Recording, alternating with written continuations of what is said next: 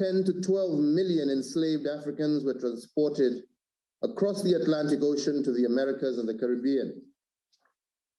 United by our heritage as one people of African descent, we meet today to start working together to confront the common challenges that face us, to strengthen the historical and cultural ties that bind us, and to build social, economic, and political linkages that will promote shared prosperity and social progress for us all. As we begin this journey, I would like to invoke the words of Martin Luther King Jr. And I quote, "We must learn to live together as brothers or perish together as fools." End of quote.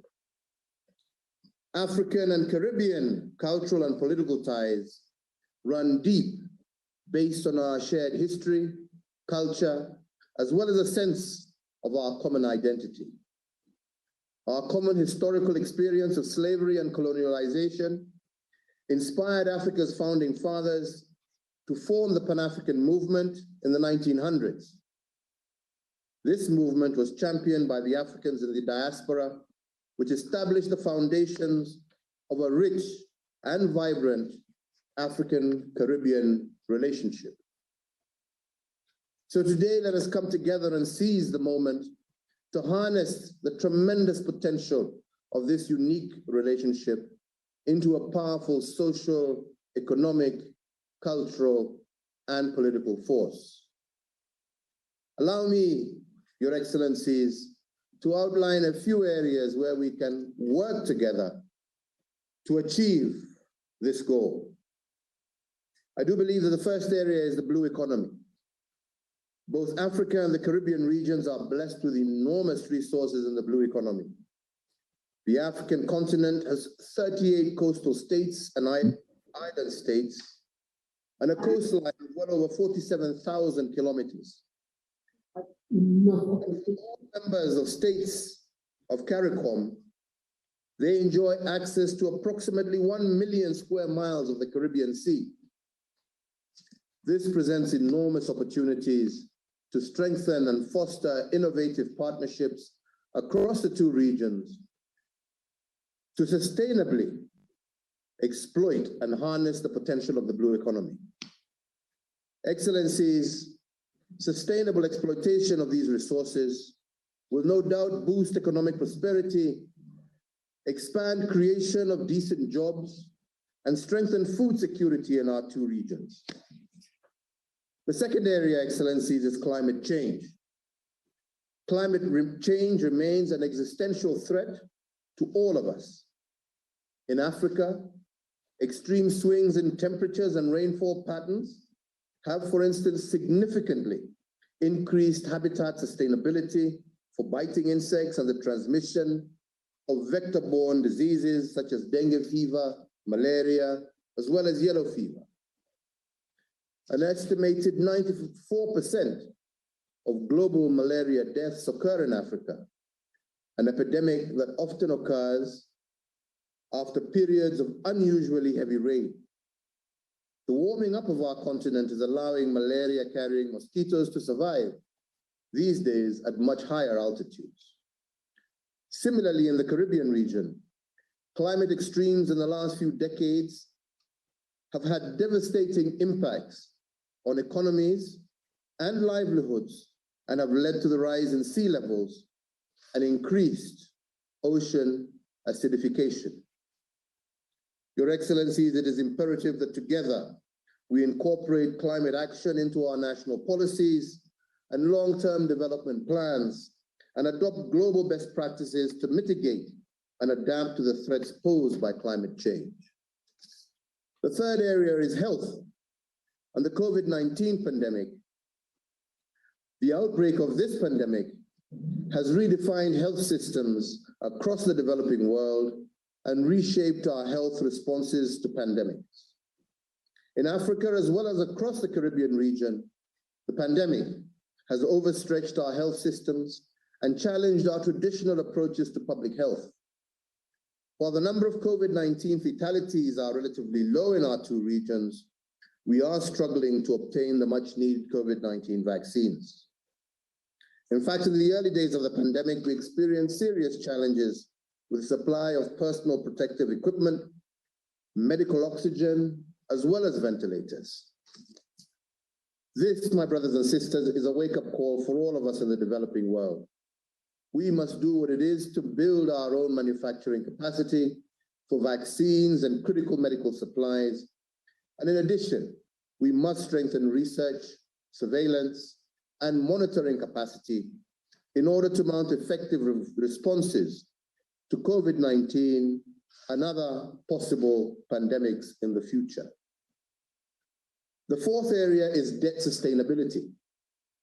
Debt levels are rising across the world with worrying and unsustainable increases in the poorer countries. Several countries in the Caribbean region possible pandemics among the most indebted in the world since gaining independence. The fourth area is debt sustainability.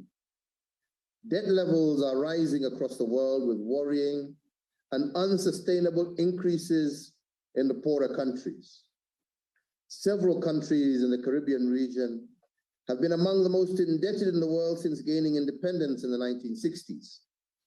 Similarly, on the G20 Debt Service Suspension Initiative and the progress achieved in facilitating higher pandemic-related spending by inter-ally proactively seeking strategies to increase revenues, while at the same time prioritizing our spending that enhances the productive capacities of our respective economies. And this clearly is a task that calls for resourcefulness and innovativeness in the face of the pandemic. The fifth and last area, Excellencies, that I would call us all to focus on is technology. Technology provides endless opportunities to leapfrog our economies. With a few exceptions, the fintech industry is quite underdeveloped in both our regions. About 66% of the African adult population is unbanked, while in the Caribbean region, the fintech startup ecosystem is still evolving. We have, Excellencies, an opportunity to develop collaborations that will enable us to create a raft of tech-based products and solutions that will promote financial inclusion by providing improved access to affordable and efficient financial services, especially to the unbanked. So, Your Excellencies, today we're taking the first of our baby steps in what promises to be an incredible journey in forging closer ties with Africans at home, those in the diaspora, as well as all people of African descent. Moving forward, I want to assure all of you of Kenya's commitment to spearheading this journey towards the shared prosperity of all our people. I thank you all, and I want to wish you all the most fruitful deliberations as we move forward. I would like at this stage to give the floor to His Excellency President Felix Tshisekedi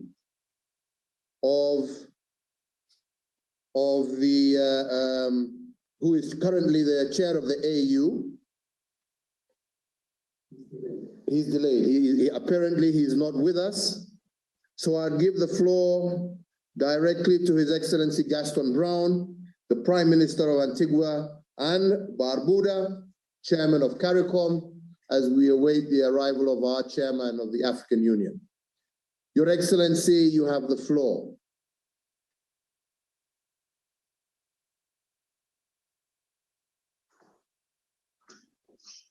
Thank you very much, Mr. President, my dear brother and friend, other distinguished heads, Secretaries General of the African Union and CARICOM, brothers and sisters of Africa and the Caribbean. Forgive me for not dwelling on the formalities. As you're fully aware, I have been allocated 5 minutes, and I believe all of you would like me to make the best of my time. I start from the premise that Europe underdeveloped Africa and left the Caribbean underdeveloped. In essence, they left us with a legacy of poverty, of malnutrition, and illiteracy. Today, through their control of the global financial, economic, and trading systems, the major European nations and their North American allies continue to hold Africa, the Caribbean, and other developing countries in the trap of underdevelopment. Let us be clear, there was never trade between Africa and the Caribbean. They traded our ancestors. Colleagues, previous generations of our people could do little to alter the situation, although through their many rebellions in the Caribbean and battles of resistance in Africa, they struggled valiantly, paying with their lives. Our generation should not allow these systems that control us, that constrain us, and capture us to continue. This is starkly illustrated by the global control by a few rich nations of the production and distribution of vital vaccines to suppress the COVID-19 pandemic.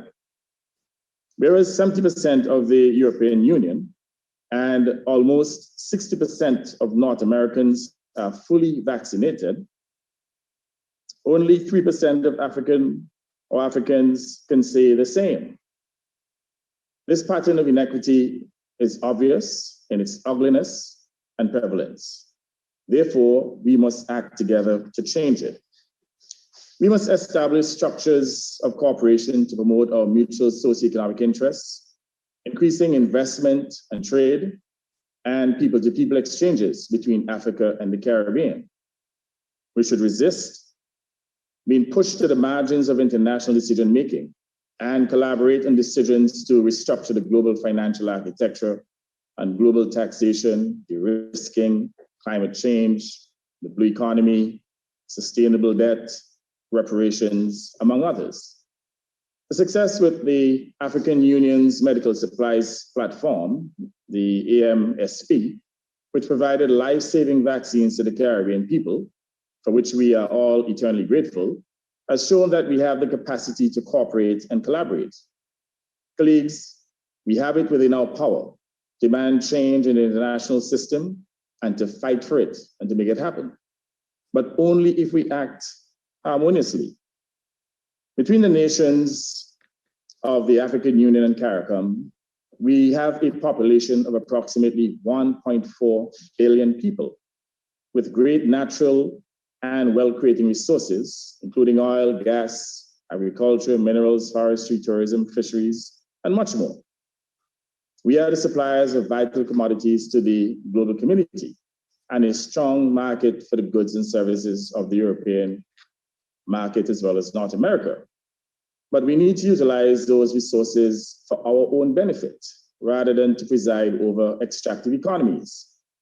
Additionally, together we have the voting power of 69 nations in the United Nations and all of some subsidiary organizations, including the World Trade Organization. And I refer to that group as the group of 69, the G69. We have global bargaining power, but only if we use it effectively. If we sit on that power, then clearly we will continue to be marginalized. That is why I now make the following 4 interwoven proposals for this meeting to consider. First, we should create a forum of African and Caribbean territories and states under the acronym FACTS, managed jointly by the Secretariats of the African Union and CARICOM. Second, we should nominate this day, September 7th, in every year going forward as Africa CARICOM Day. Third, every year hereafter, we should repeat this Africa CARICOM Summit on this day, September 7th, to analyze the global situation and our place within it, and also to discuss initiatives and programs, and to authorize joint actions.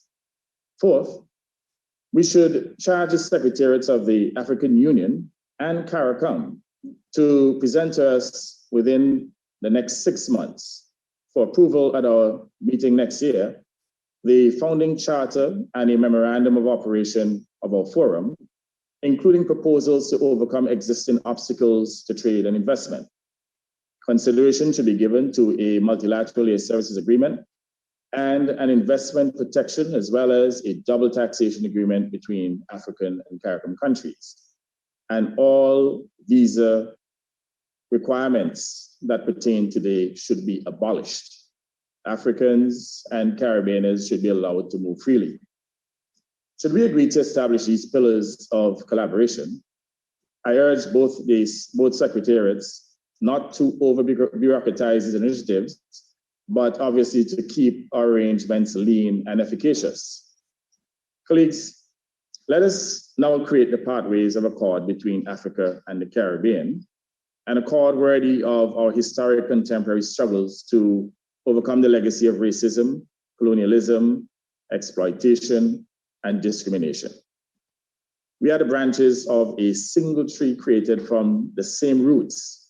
And as Caribbeans, we look forward to that welcomed return as repatriated Africans. Let us, as that one tree, reach to the skies together, strong, resilient, and unshakable. Colleagues, we can do it. Let us all commit ourselves to this task. I thank you.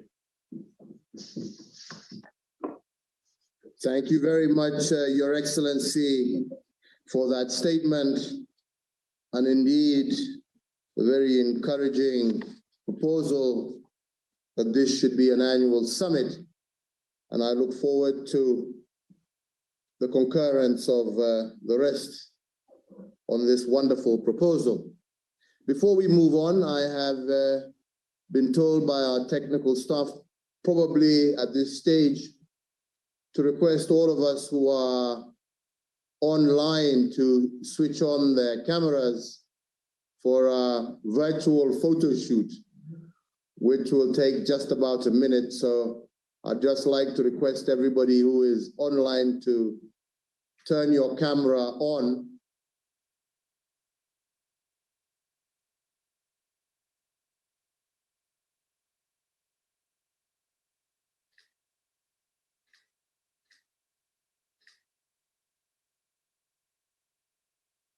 Excellent. Thank you all very much. Thank you all very much. I would like now to give the floor to His Excellency Cyril Ramaphosa, President of the Republic of South Africa, and the immediate former chairperson of the African Union, to give his remarks. Your Excellency, you have the floor. Yes. Thank you, Your Excellency, President Uhuru Kenyatta, President of the Republic of Kenya,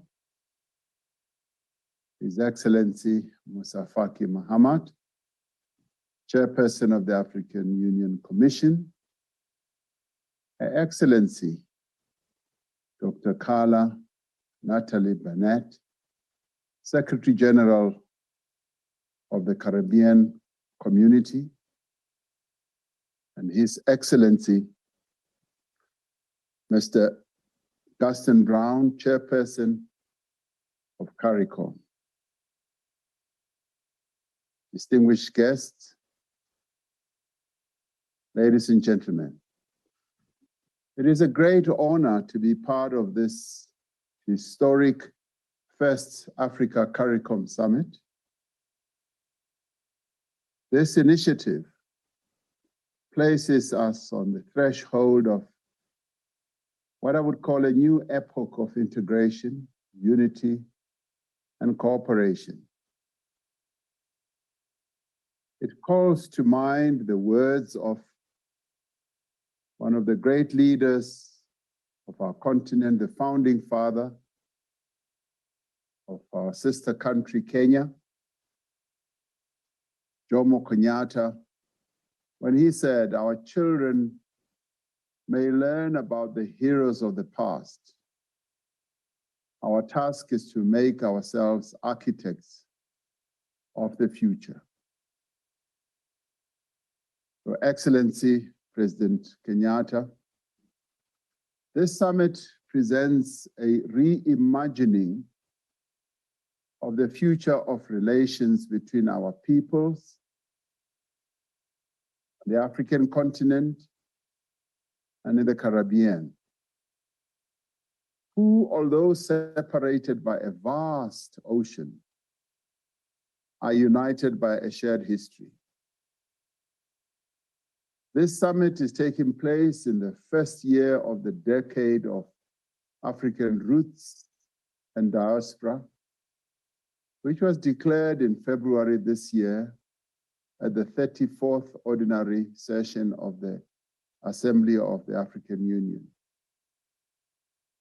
The diaspora is an integral part of the story of Africa, the progress of Africa, and indeed, the future of Africa. Greater cooperation between the countries on the African continent and the Caribbean community was espoused by our forebears who convened the 5th Pan-African Congress in Manchester in 1945. It was there that leaders like Mzee Jomo Kenyatta and Kwame Nkrumah planted the seed that would become the Organization of African Unity in 1963. In this sense, we are fulfilling, as we are gathered here, an important aspiration of the pioneers of Pan-Africanism, and within a contemporary context of the African Union's Agenda 2063. Our common heritage should encourage us to deepen our engagement, strengthen trade and investment, collaborate in research and development, and share expertise and knowledge amongst our countries. Just as we share a common history, we also have common challenges. We are all contending with the devastating human, social, political, and economic effects of COVID-19 pandemic. We are all working to overcome the effects of colonialism and underdevelopment by building inclusive economies and creating more opportunities for our people. We are all vulnerable to the effects of climate change through rising sea levels, adverse weather effects, and social and economic disruption. This pandemic has demonstrated the value and the necessity of confronting challenges by working together. From the onset of the pandemic, we developed a united African continental response strategy. We established a special COVID-19 response fund and launched the groundbreaking African Medical Supplies Platform. We also set up the African Vaccine Access Task Team, which has distinguished itself by mobilizing vaccines for the African continent and the Caribbean. We share a determination that when it comes to vaccines and other critical health interventions, no region, no country, and no person should be left behind. It is therefore a matter of great significance that Caribbean countries joined other African countries in utilizing the platforms the African Union has set up to acquire medical supplies as well as vaccines. Just as we have worked together to access medical supplies and vaccine doses for our peoples, we need to share experiences We also need to share expertise and technology to better respond to COVID-19, as well as future pandemics. We must mobilize the global community behind the call for a temporary waiver of the TRIPS agreement at the World Trade Organization, and must continue to lobby for partnerships on licensing and technology transfer with those countries that have the capacity to produce their own vaccines. Gone must be the time now when Africa and the Caribbean will need to be sourcing medical supplies and vaccines from other lands and continents that do not have the same perspective or full solidarity that we have. The pandemic has shown what is possible when principled solidarity is put to the service of the common good. Let us draw on this solidarity as we rebuild our economies. We should, in particular, explore the opportunities that are presented by the African Continental Free Trade Area to advance our aspirations towards economic integration and shared prosperity.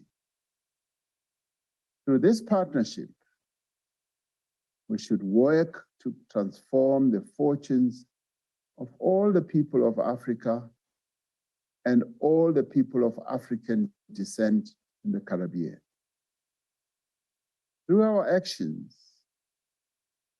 we must become the architects of our common future, where Africa and the Caribbean are joined together by a common goal of ensuring that our peoples have prosperity. I thank you, and I want to support the proposal that this summit must become an annual feature. Africa.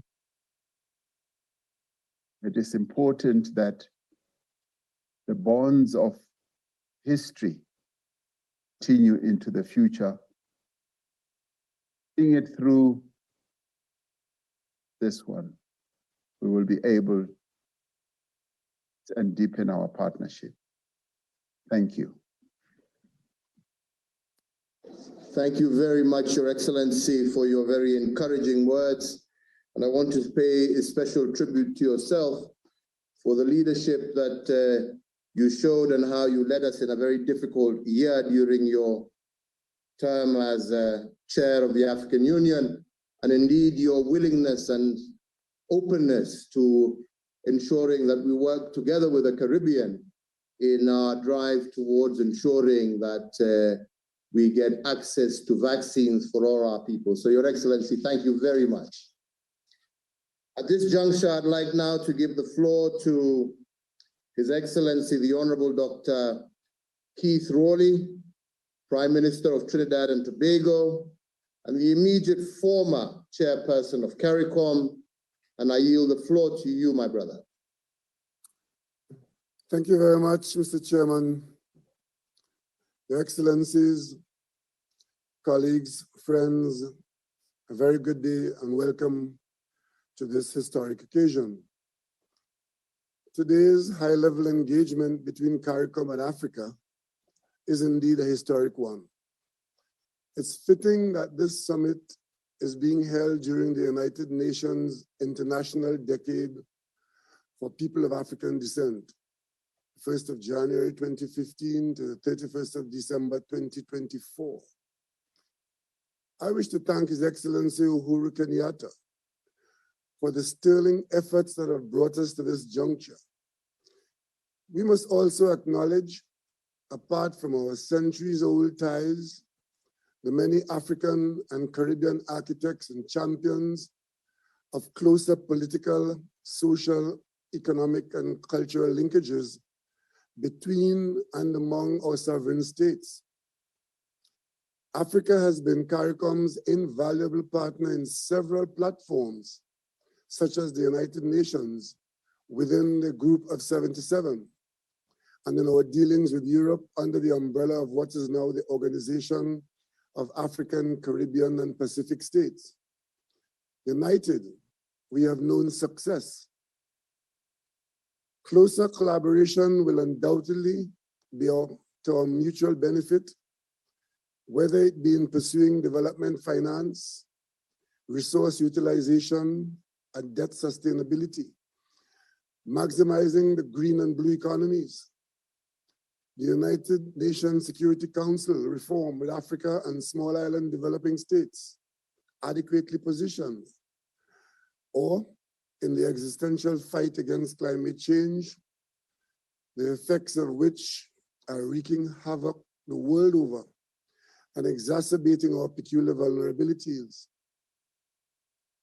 We look forward, therefore, to a meaningful outcome in Glasgow at COP26, working alongside our global partners.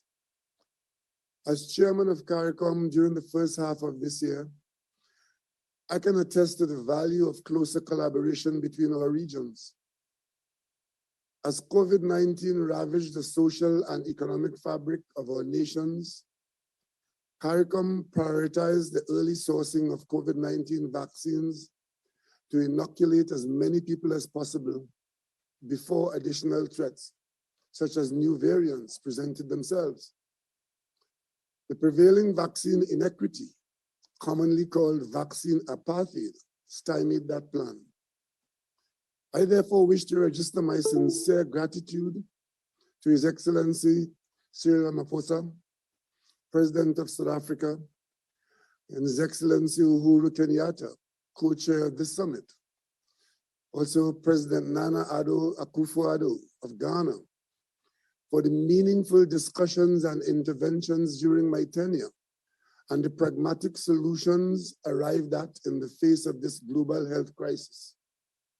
Thankfully, last month, CARICOM began to receive a substantial allocation of vaccines under the African Medical Supplies Platform. Thank you, Africa. I am pleased to confirm that my country's first tranche was received on 19th August 2021. Trinidad and Tobago's linkages to Africa run deep, as marked by our bilateral relationships, observer status at the African Union, high commissions in Nigeria and South Africa, and honorary consuls in Ghana and Kenya. Soon, we too will avail ourselves of the magnanimous gesture of the government of Kenya to provide office space for CARICOM's diplomatic presence in Africa, a tangible manifestation of the commitment to engage Africa's sixth region as reflected in your Blueprint for Development Vision 2063. It's been long in coming to this point today, but it's a continuation of that journey outlined by our own George Padmore, CLR James, Dr. Eric Eustace Williams, and many others who anticipated that this milestone could be reached to strengthen us in an increasingly hostile world. Notably, our country's Vision 2030, finalized during my administration's first term in office, highlights deepening the relationship with Africa, among other partners. We have strong people-to-people ties and have welcomed distinguished African leaders to our shores, with the most recent in 2019 being His Excellency Nana Addo Dankwa Akufo-Addo of Ghana. I had the privilege of undertaking an official visit to Ghana in 2016 and building on the African Energy Initiative spearheaded by former Prime Minister Patrick Manning, sharing over 160 years of experience in the energy sector. We welcome the inclusion on today's agenda of trade and investment and highlight the symbiotic relationship that exists with improving transport connectivity. While digital functionality is an imperative, with online platforms such as this being ubiquitous, in-person exchanges will boost our trade, investment, and tourism activities. We believe that there is scope also for immediate closer cooperation in the areas of finance and agriculture. In the financial services sector, some advances have already been made. Our Trinidad and Tobago's Republic Bank Limited acquired in April 2018 the majority shareholding of HFC Bank of Ghana Limited as part of its aim to be a key player in corporate banking internationally. We therefore look forward to continued investment in both directions.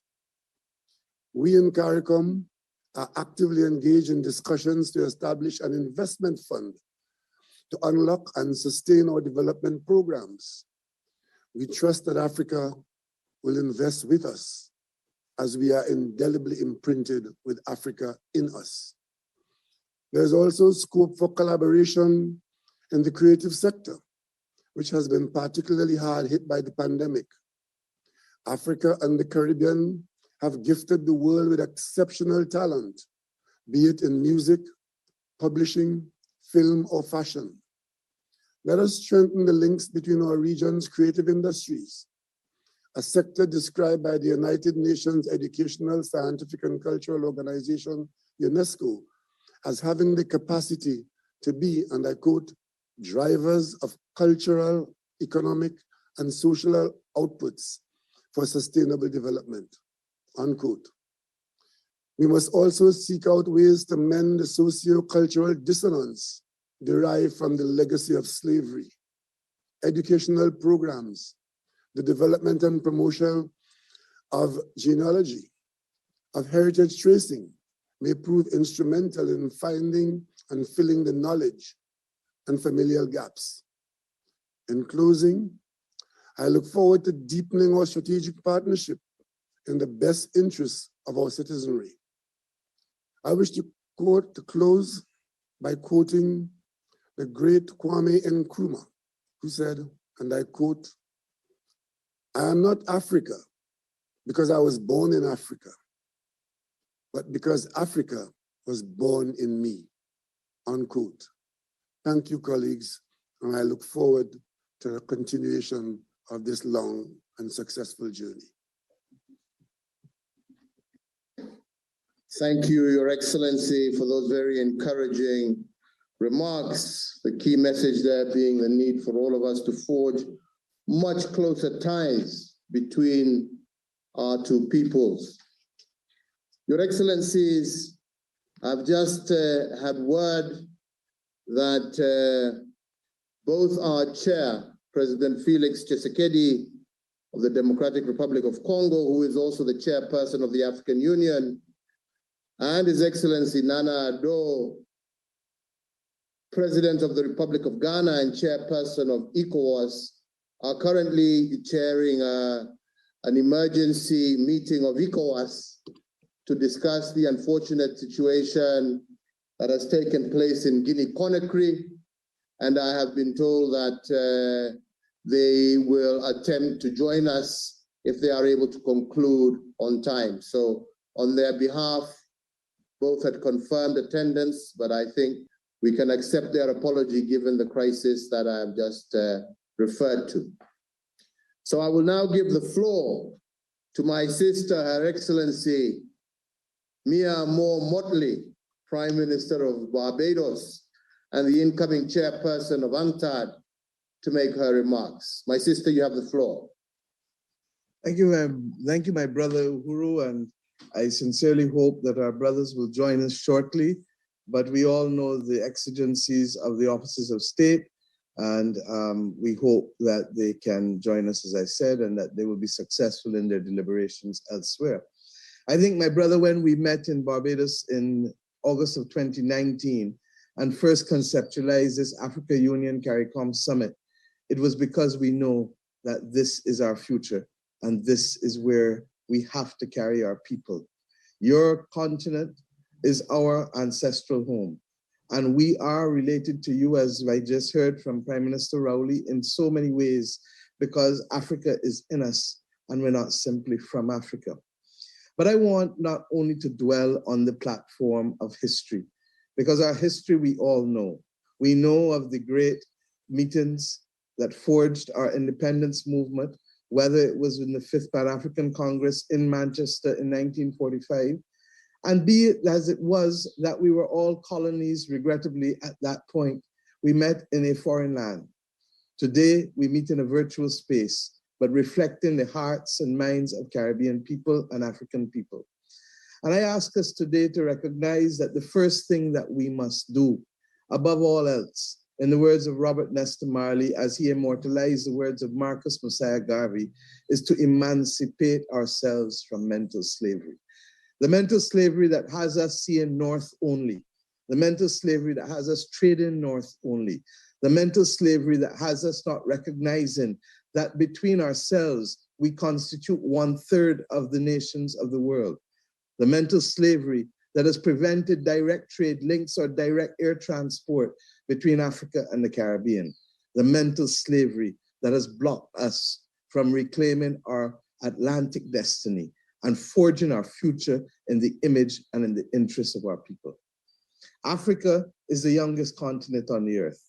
You have 60% of your people under the age of 25. Our Caribbean region continues to be lacking in the numbers of persons to drive development as our people need it and need to have it. And why do I say so? Guyana is the size of the United Kingdom, but has the population of 800,000 as opposed to the United Kingdom's 65 million. The Netherlands is 17 million and smaller than Suriname, but Suriname's population is just over 600,000. Belize is the size of Israel, but has the population that is a dwarf in comparison to Israel's 8 million. Belize around 400,000. And my own Barbados, approximately 20% smaller than Singapore, which took that additional 20% through land reclamation, but its population is 5 million as compared to our 300,000. There is obviously a demographic dividend that Africa will reap, but there is obviously bridges that must be forged in our own deliberate 21st century interests if we are to drive development in CARICOM and in Africa, working cooperatively together. And why do I say so? 76 years ago, when the United Nations and the international financial institutions of the Bretton Woods were formed, we didn't even exist. No one thought of us. Our interests are not protected in the construction or in the constitution of those agencies and institutions.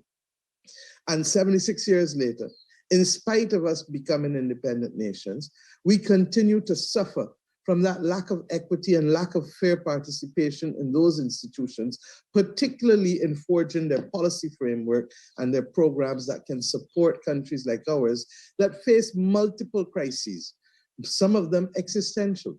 We face the climate crisis together, recognizing that no longer can the battle be fought on behalf of small island developing states alone, but must now also reflect those countries between the tropics of Cancer and Capricorn. Why? Because regrettably, small island developing states have not been able to motivate the world to save us by telling the world that it cannot move beyond 1.5 degrees because we need an increase limited and capped at 1.5 degrees if we are to survive. The multiple storms and floods, my brother, that you have seen across Africa, and the multiple hurricanes and droughts and sargassum weed that you see across the Caribbean reinforce that we are the victims of that climate crisis that we did not create, that are the victims of the same greed that caused the extraction of wealth from our countries across both sides of the Atlantic in order to enrich those who sought to have a development projection based on that extraction of our wealth and the use of primary commodities to continue to be the basis for them to add value that way exceeds that which we receive for primary commodities. It is up to us to make these changes. We know them well. And we continue not only to face the climate crisis, as I said, we face now jointly the pandemic. And while we fight this current pandemic against the background of vaccine inequity and apartheid, against the absence of global leadership so that we could have found a way to fight the battle against the very variants, we do so conscious that there are other pandemics that are likely to confront us. And indeed, I chair on behalf of the World Health Organization, the One Health Global Initiative, that is fighting against what will come to be regarded as the slow motion pandemic, the battle against antimicrobial resistance, because it is expected to be the biggest killer of our citizens by the year 2050 because of our body's resistance to antibiotics, whether we ingest them as humans or whether we eat them from the food and the meat and vegetables that we eat, or whether they affect our environment because of the impact on runoff. We equally fight the battles of violence, whether violence born or arisen as a result of terrorism or as a result of social implosion because of poverty and lack of development opportunities. And we equally fight the battle, regrettably, of access to concessional financing that is affordable and that is capable of being the platform for our development. Why do I say so? Because at the end of the day, when a country like Ghana and a country like Greece go to the international capital markets, how do we explain them having the same international credit ratings, but Ghana having to borrow at multiple times more than the cost that Greece borrows at, simply because Greece belongs to the European Union and the international financial community values the definition of safe assets, which are within the European Union, in a way that Africa and the Caribbean do not have access to these safe assets. I hope that we will continue to work together to reverse these fortunes. And I'm comforted by the meetings that I had with the African ministers of finance earlier this year and the work of the predecessor in the chair of the Development Committee at the World Bank and the IMF, the Minister of Finance from Ghana, who, like us, recognize that we have to spend the time to do the heavy lifting and to create the definitions that will allow for a level playing field with respect to the cost of borrowing in our region. But these are not the only things that bring us together. The truth is that there are so many other things that have economic value that we have not even started to touch the surface with. We need to be able to visit our countries. Caribbean people want to see Africa, and African people need to see the Caribbean. We need to be able to work together, not just in the interest of a colonial civil service or because people brought us here against our will. We need to do it as a matter of choice and as a matter of economic destiny. We need equally to recognize that our common habits in food, our common likes in food, from yam and cassava to jollof rice to pilau, to the influence of immigrants from other parts of the world, have made our regions rich. And at the very time when much of the developed world spends time in the luxury and leisure of food, our people continue to starve to have access to food as they face hunger on too many fronts. Let us use that very same food to create the economic wealth and prosperity in circumstances where it is not simply exported as raw valueless commodities, but those that have added value to be able to make the benefits accrue to our people.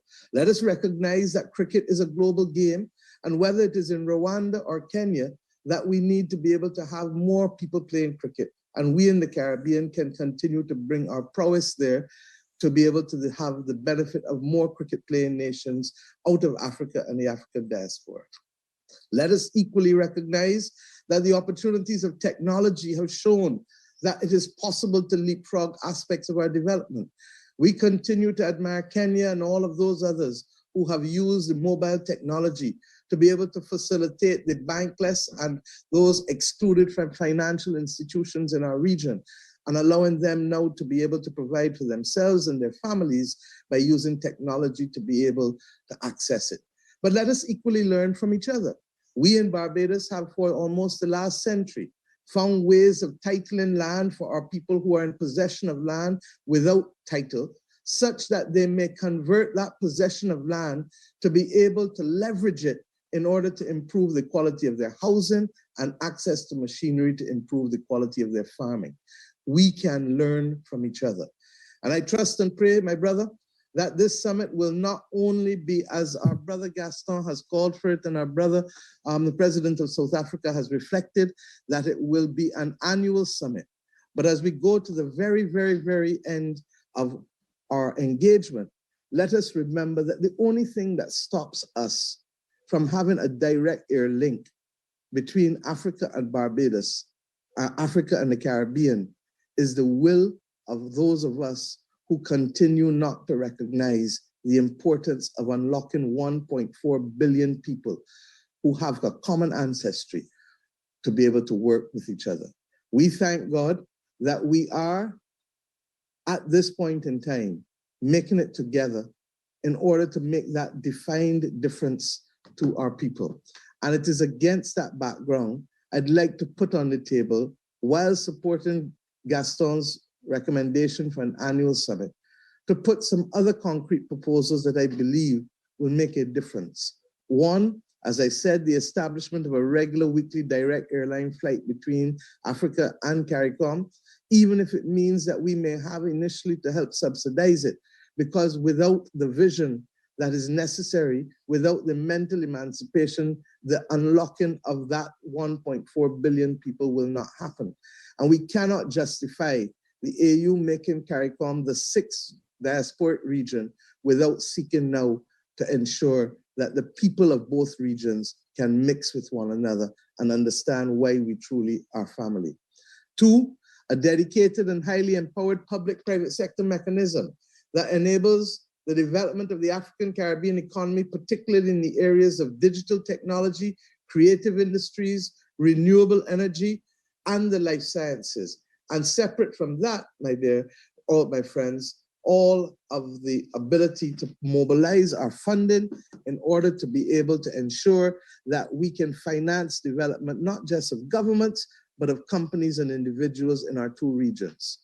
Thirdly, the establishment of a joint AU CARICOM electronic mass media platform, or a mechanism that facilitates the exchange of news, information, and artistic programming, sports. Because when our people see each other on a daily basis, they will understand why we must travel and why we must trade.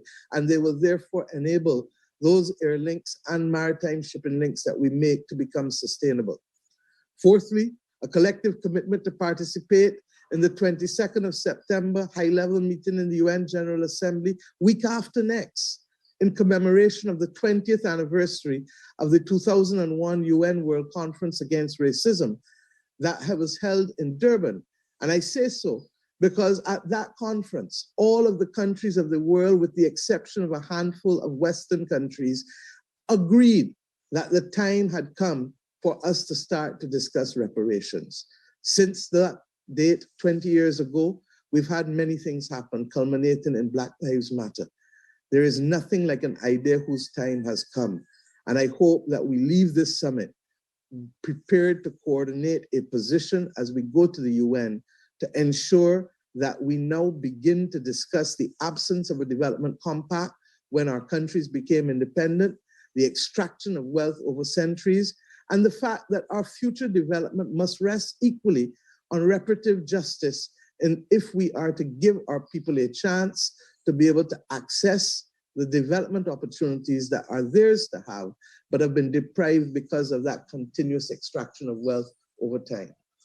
As I said earlier, when the UN and major Bretton Woods institutions formed before most of our nations existed, we did not have a chance to be a part of how they were forged and what they focused on. They were simply not created with our existence in mind. As we make up 1/3 of the world's nation states, we must now work together to bring reform to these institutions so that we can unlock the potential to pursue development on behalf of our people. And finally, let us, my brothers and sisters, recognize that in the past, Africans came to the Caribbean because of others, forcibly. Caribbean citizens came to Africa in the early independence years because of the colonial civil service. Let us today, after September 7th, 2021, cut out the middle passage. Let us cut out the middle leg. Let us cut out the middleman.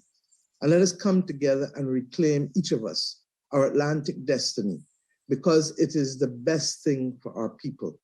And in claiming the Atlantic destiny, let us forge it in our interests and in our image. As I said earlier, this time, my brothers and sisters, is our time. By choice, our choice, for us and not for anyone else.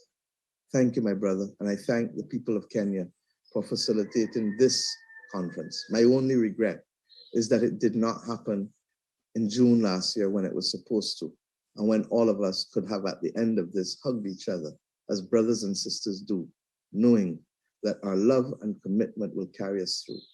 But perhaps the delay of the holding of this conference is the story of our existence.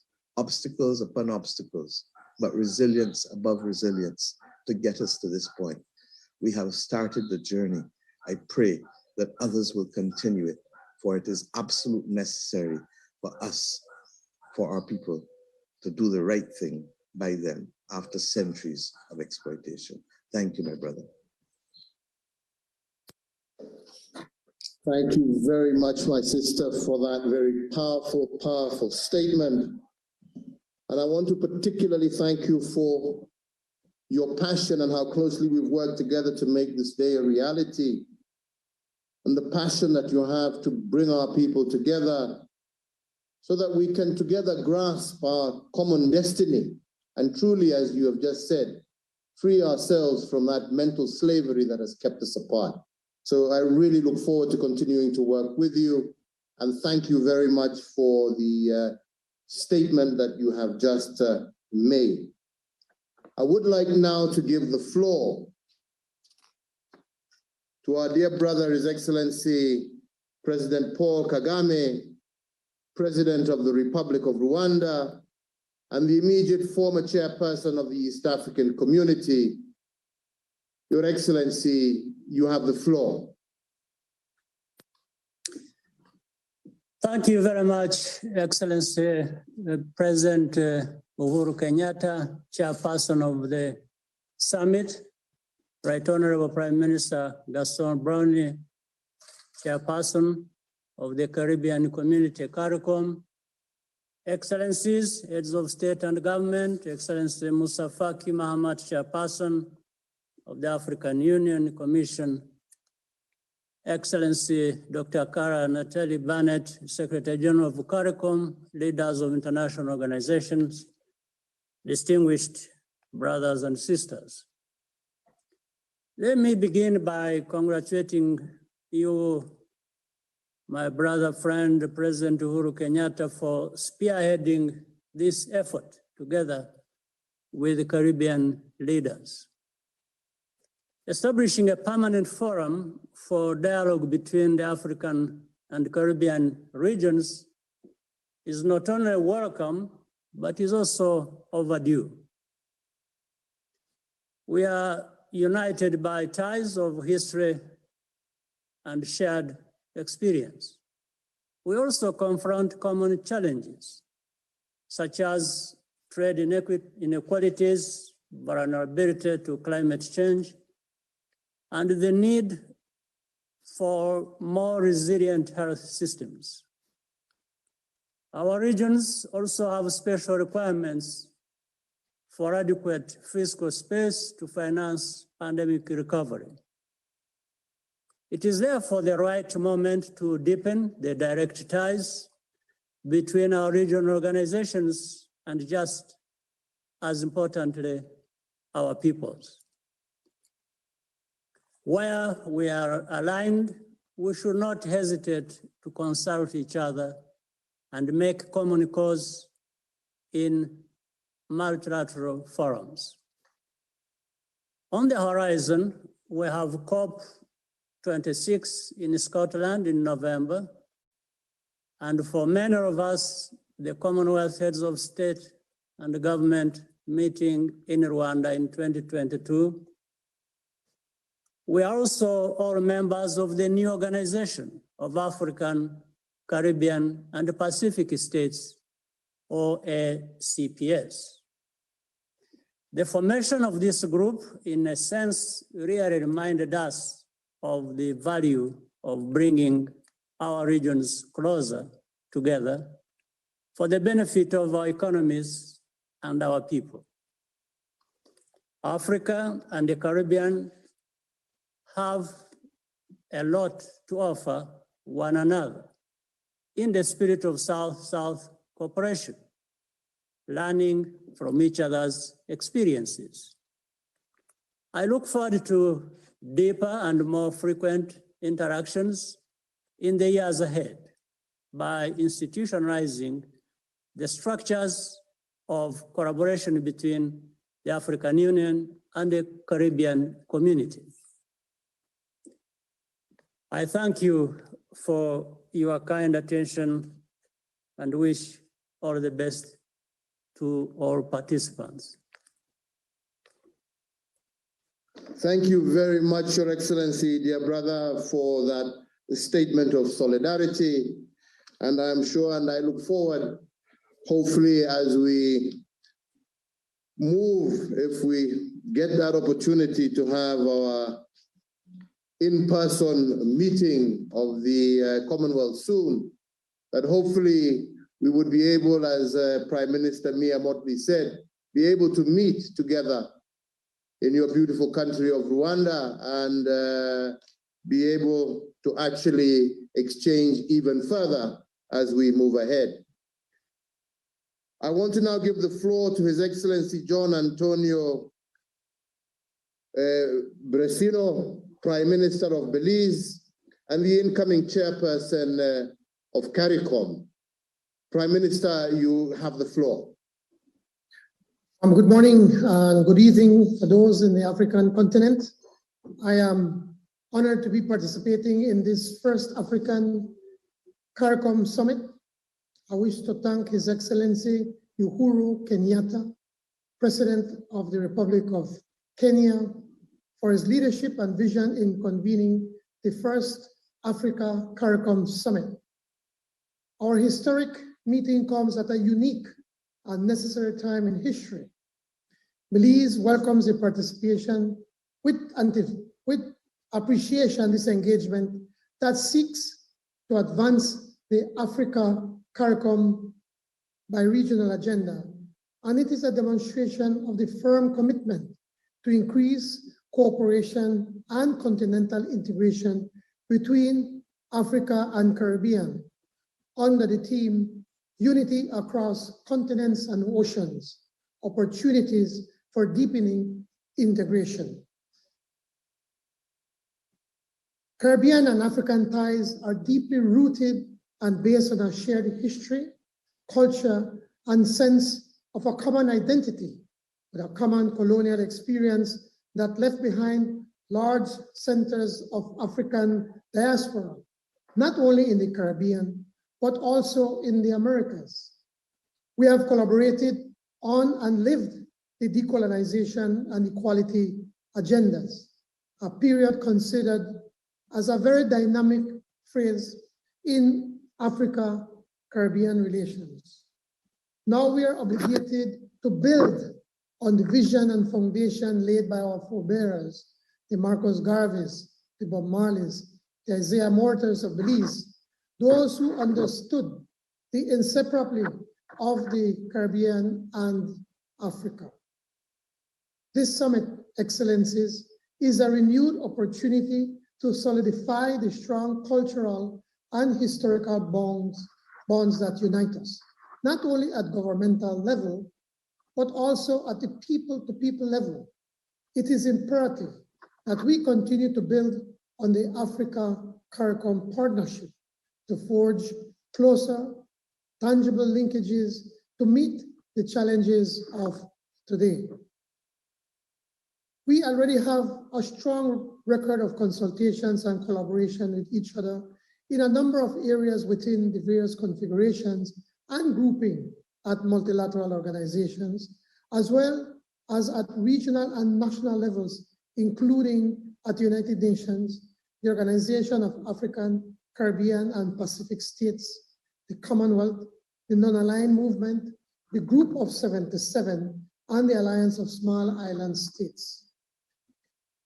While we have worked extensively throughout the post-colonial period to present, there is much more that needs to be done to further strengthen the political dialogue and promote avenues for functional and technical cooperation, increase cultural and educational cooperation, and enhance trade and economic integration between CARICOM member states and Africa. The unprecedented challenges of today compel us to strengthen cooperation across a range of fora to tackle issues on the global agenda and take coordinated positions and action in areas that matter most, especially Agenda 2030 and the Sustainable Development Goals, climate change, resilience, adaptation, and natural disasters, the global financial system, and issues relating to development financing, de-risking, and blacklisting, migration and trafficking in persons, the equitable and sustainable economic and social recovery from the ongoing COVID-19 crisis, and other common threats. We must not forget the value and dividend to be derived from promoting people-to-people contact, utilizing academic and media channels to foster greater understanding of our shared heritage and exchanges between policymakers in building enduring partnerships. Excellencies, Belize reiterates a commitment to work with sincerity of purpose towards a defined mechanism for our partnership, a structure that will enhance our integration through the elaboration of a plan of action and a program of work, and one that considers the opportunities before us. We must devote sufficient attention to transforming our partnership into a political force for the realization of the full scope of the political and socio-economic dimensions of the African-Caribbean relationship. Belize is deeply appreciative to the African Union for the arrangements put in place that enabled CARICOM member states to access the African Medical Supplies Platform, a very important avenue of COVID-19 vaccine access to support our ongoing vaccine programs. Belize received late last month 132,000 doses of the Johnson & Johnson vaccines against COVID-19. Belize is grateful for this expression of solidarity with the region. I also want to acknowledge the generosity of the Kenyan government in facilitating a joint CARICOM physical presence in Nairobi with the objective of expanding the Caribbean's outreach and developing beneficial relations with all our sister nations on the African continent. We hope that one day, in the not too distant future, Belize can join the joint mission and have its first diplomatic presence on the continent. I wish to close by reiterating the commitment of the government and people of Belize to play our part to build a renewed and comprehensive Africa-CARICOM partnership that will strengthen the bi-regional links and transform the relationship into a political, social, and economic force. Thank you. Thank you very much, Prime Minister, for that statement and the encouraging words of unity that you have expressed. I would now like to give the floor to His Excellency João Manuel González Lourenço, President of the Republic of Angola and the Chairperson of ICGLR. Your Excellency, dear brother, you have the floor. Sua Excelência Uhuru Kenyatta, Presidente da República do Quênia e Presidente em exercício da Organização dos Países da África, Caribe e Pacífico, Excelências, senhores chefes de Estado e de Governo, minhas senhoras e meus senhores, Foi com satisfação que recebi o honroso convite para participar nesta cimeira de concertação político-diplomática entre os países da União Africana e da Comunidade Caribenha, pois considero que devemos fortalecer as relações entre os povos africanos e os do Caribe, com os quais partilhamos um importante legado histórico e laços de consanguinidade resultantes do tráfico transatlântico de seres humanos que está na origem da existência hoje da diáspora africana nas Américas. A contribuição de proeminentes figuras nacionalistas das ilhas caribenhas, como o poeta e dramaturgo Aimé Césaire, foi decisiva para a emancipação dos movimentos sindicais e políticos pró-independentistas em África nos anos 50 e 60, bem como para a evolução e afirmação da corrente ideológica e intelectual do pan-africanismo, liderada por figuras como Leopoldo Sédar Senghor, Kwame Nkrumah, Houphouët Boigny, Agostinho Neto, Amílcar Cabral, Sékou Touré e tantos outros estadistas que estiveram na origem da fundação da então Organização da Unidade Africana. Este importante evento realiza-se numa altura em que acabamos de celebrar, no passado dia 31 de agosto, o Dia Internacional das Pessoas de Descendência Africana, instituído pelas Nações Unidas em dezembro de 2020. As diligências em curso para a formalização da cooperação entre a União Africana e a CARICOM, mediante um memorando de entendimento, estão conformes com a decisão da União Africana de reconhecer a diáspora africana como a sexta região de África, permitindo-lhe contribuir de forma ativa no desenvolvimento econômico, social e cultural do continente e na vida da nossa organização continental. Excelência, Senhor Presidente, congratulamos-nos com a recente decisão adotada ao nível do Conselho de Segurança das Nações Unidas, pela União Africana e a CARICOM, de coordenarem esforços para uma melhor defesa dos nossos interesses geopolíticos através da configuração do A3+1, atualmente coordenado pela República do Quênia. Ficamos gratos pelo apoio prestado pelo A3+1, a quando da minha deslocação ao Conselho de Segurança das Nações Unidas, a 23 de junho do presente ano, para transmitir a mensagem dos líderes da Conferência Internacional para a região dos Grandes Lagos sobre a necessidade do levantamento do embargo de armas imposto pelo Conselho de Segurança à República Centro-Africana. Excelência, Senhor Presidente, Angola defende a cooperação entre as duas organizações transatlânticas nos domínios do desenvolvimento econômico inclusivo e sustentável, do desenvolvimento humano e social, do meio ambiente, da gestão de recursos naturais e das mudanças climáticas, dos direitos humanos, democracia e boa governação e do combate ao terrorismo e ao crime organizado. As trocas comerciais entre os países da África e da comunidade caribenha são bastante reduzidas, embora exista um imenso potencial na cooperação entre ambas as organizações no domínio da energia, do turismo, da prevenção e proteção do ambiente. Angola está a desenvolver um programa de construção de infraestruturas para responder aos problemas recorrentes da seca e das cheias no sul do país, um problema global que assola não apenas a África, como também as ilhas caribenhas, com os repetidos ciclones, furacões, terremotos e cheias. Uma troca de experiência neste domínio seria mutuamente vantajosa e benéfica para ambas as organizações.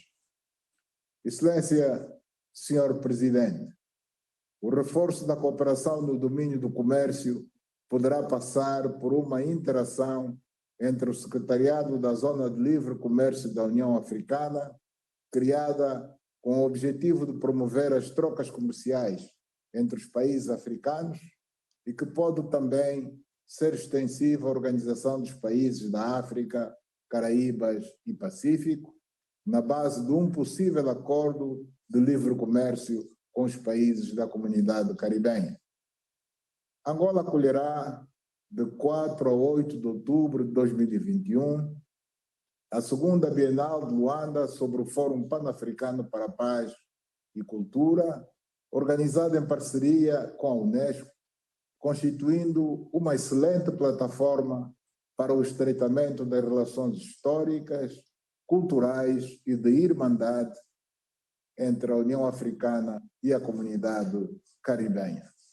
Muito obrigado pela vossa atenção.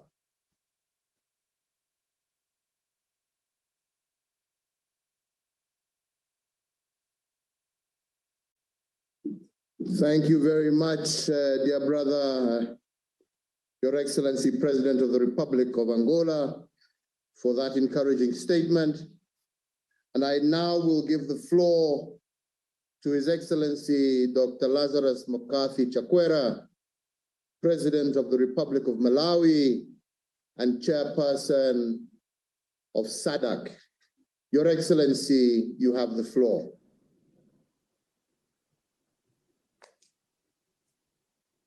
Mr. Chairman, Your Excellency Uhuru Kenyatta, President of the Republic of Kenya, Your Excellencies, fellow heads of state and government here present, ladies and gentlemen, and all protocols observed. It's an honor to add the voice of Malawi and the entire Southern African Development Community, SADC, to the chorus of solidarity reverberating from the summit to all corners of the globe. Admittedly, our convergence in this fashion is long overdue.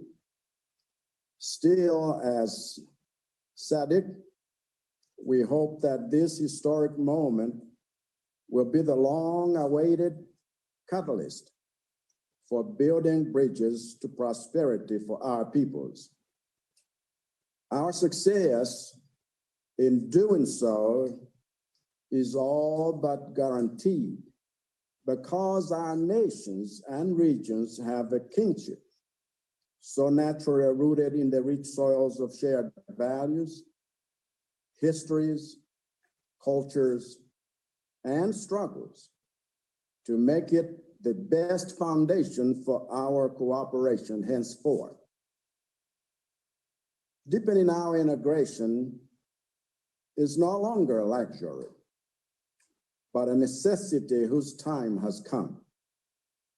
Our world is facing numerous challenges, the ravages of poverty, climate change, and COVID-19 being chief among them, exacerbated by inequalities of access to their solutions. Such global crises demand the consolidated perspective of our regions. We need to stand together to ensure solutions to global challenges, protect our people's dignity, and promote our shared interests, such as our desire to see greater economic trade and investment between Africa and the CARICOM member states. By standing together, as we did today, we make it clear that we are neither small nor helpless. SADC alone is a region of over 350 million peoples and 16 states with deepening regional bonds forged from our shared conviction that our strength lies in our numbers and our unity. As a result, we have developed the SADC Vision 2050 as a complementary blueprint to the United Nations 2030 Agenda for Sustainable Development Goals and the African Union's AU Agenda 2063. We therefore embrace and celebrate this first Africa CARICOM Summit as another milestone towards the creation of a grand coalition of like-minded and like-mannered nations. Beyond embracing and celebrating it, we fully intend to leverage the opportunities for partnership that it avails for the meaningful improvement of the lives of our citizens. Towards that end, we seek to build on already existing engagements between some SADC member states and Caribbean member states to increase investment, collaboration, trade, learning, and exchange between the two regions. By standing together like this, as we move forward, we will make it clear that no challenge before us is insurmountable. And truth be told, for all of us here, standing together like this is not a matter of fashion, but survival. To paraphrase what President Seretse Khama, one of the founders of SADC, said in 1980, we must move together or we perish. Thank you for your attention. Thank you very much, dear brother, for that statement. And I now will give the floor to His Excellency, Dr. the Honorable Ralph Gonzalez, Prime Minister of St. Vincent and the Grenadines, and the chairperson of the CARICOM Subcommittee on the ABCD Commission.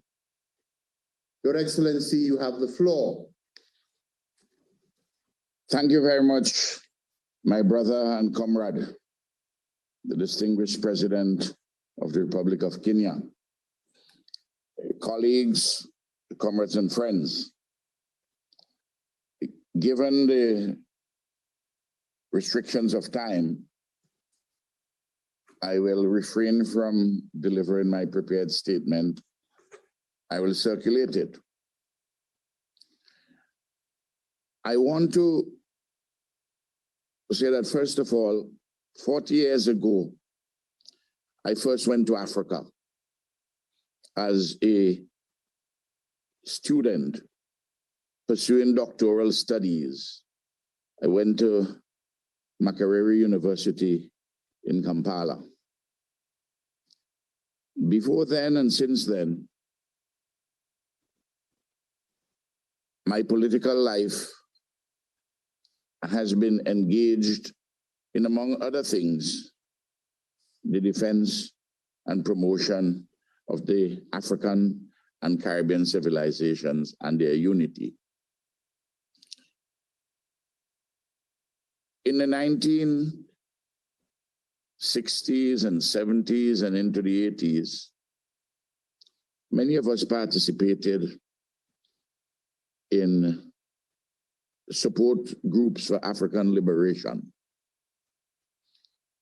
In my case, in the United Kingdom, in the USA, and of course, in the Caribbean, for the liberation of Southern Africa, South Africa, and Zimbabwe, and for the independence of former Portuguese colonies of Angola, Mozambique, Guinea-Bissau, Sao Tome, and the Principe.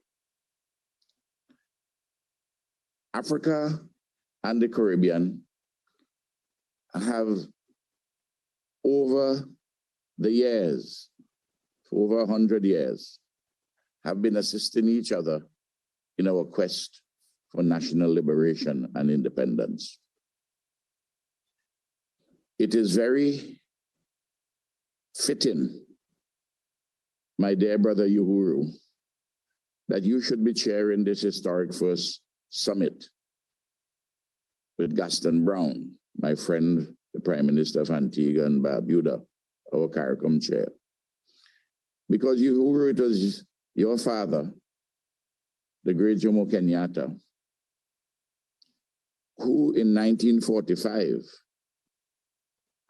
was a central figure at the Pan-Africanist conference in Manchester, at which there were very important Caribbean personalities, some of them referred to by Prime Minister Raul of Trinidad and Tobago.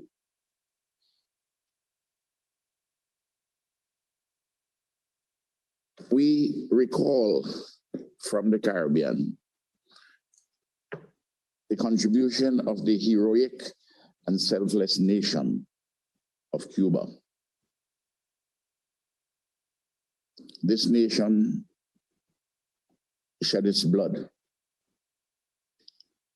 in the liberation of Southern Africa.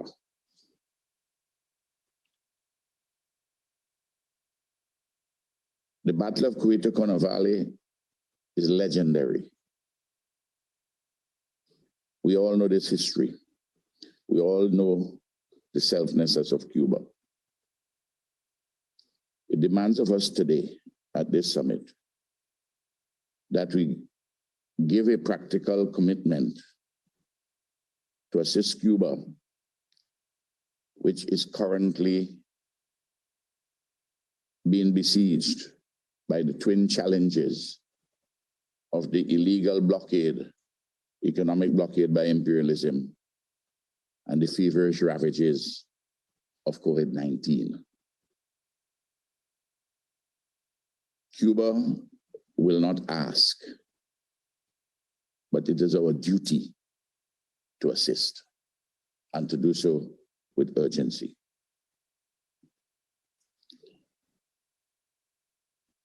A constellation of predisposing and inducing factors have brought us to this historic moment. The factors of history and geography, of ethnicity and culture and global connectedness. The time has come for us to build institutionally a mechanism for the practical realization of the agenda which has been outlined in the concept note to the summit and as adumbrated by all the preceding speakers.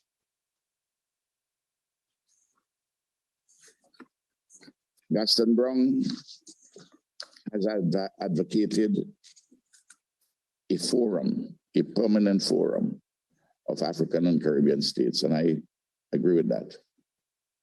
At the same time, we ought to establish immediately an Africa CARICOM Commission, permanent body,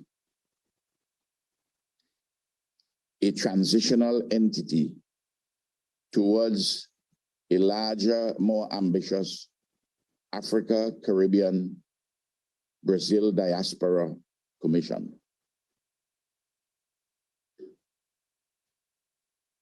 Africa has 1.4 billion people. Brazil, 110 million persons are of African descent, half of the population of that country. There are 24 countries washed by the Caribbean Sea, including the member states of CARICOM. Together, these countries number 79, and the population is close to 2 billion. 8 billion people are estimated to be in this world. There are things of a hugely practical nature that we can do to build upon the work we have been doing in a number of different areas, as outlined by several speakers hitherto. And we need to do these things to deepen our integration and our cooperation for the betterment of our people, to uplift the quality of their lives. In the early 20th century,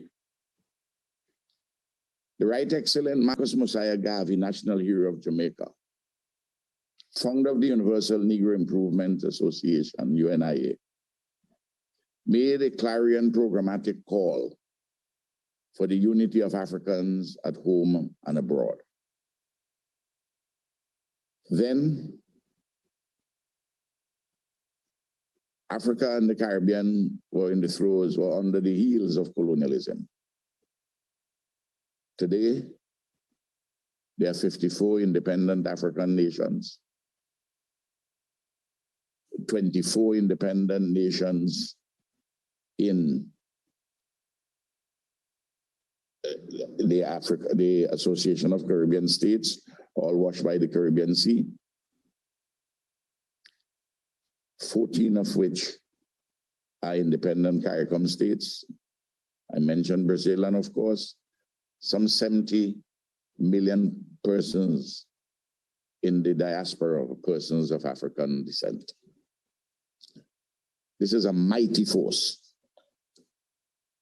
The future of humanity rests on the fulcrum of the unity of these countries and peoples. As we elaborate our program, we're mindful of all the bilateral and multilateral work that we have been doing together. And St. Vincent and the Grenadines has been pleased to be part of the A3+1, one being St. Vincent and the Grenadines, this important body at the United Nations Security Council. St. Vincent's tenure on the Security Council comes to an end at the end of this year. It is my regret that there is not another Caribbean country, another CARICOM country going to the Security Council. And we must make this something of great importance as a strategic objective going forward. Always to have a country from the Caribbean on the Security Council as a non-permanent member. And to continue to work in that important body and other United Nations bodies as a cohesive and important force. Our agenda in going forward, in addition to all what has been said before, I think we need to take a practical lead very urgently. We have been doing so, but not with the degree of urgency and with the extent of the commitment that we ought to have.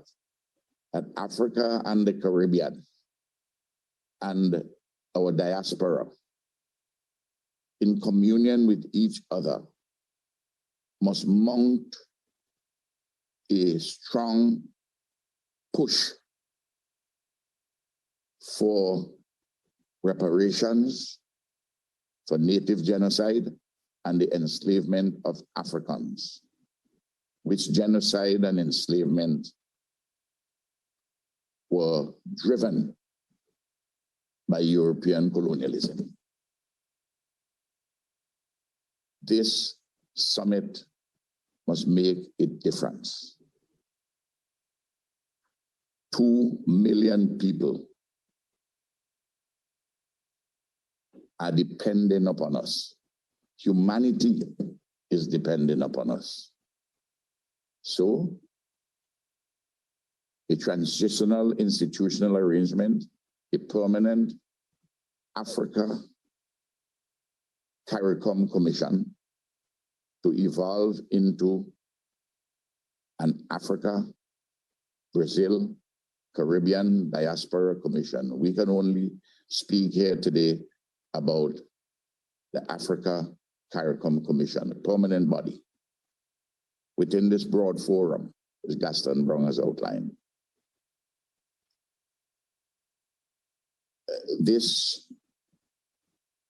vision is something which I believe that all right-thinking people in Africa, the Caribbean, and indeed Latin America and the diaspora would support. I am overjoyed. I feel very privileged. After all the years, to be here at the first Africa CARICOM Summit. The struggle continues. I'm obliged.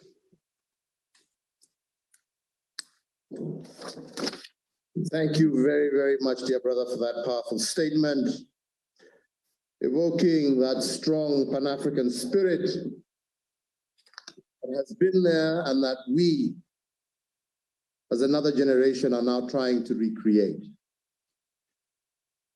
Your Excellencies, ladies and gentlemen, we are now concluded with our second section, where we have heard from all our regional heads and keynote speakers. And I think the message is clear that now more than ever, the historical and cultural ties of the African peoples across the world cannot be ignored.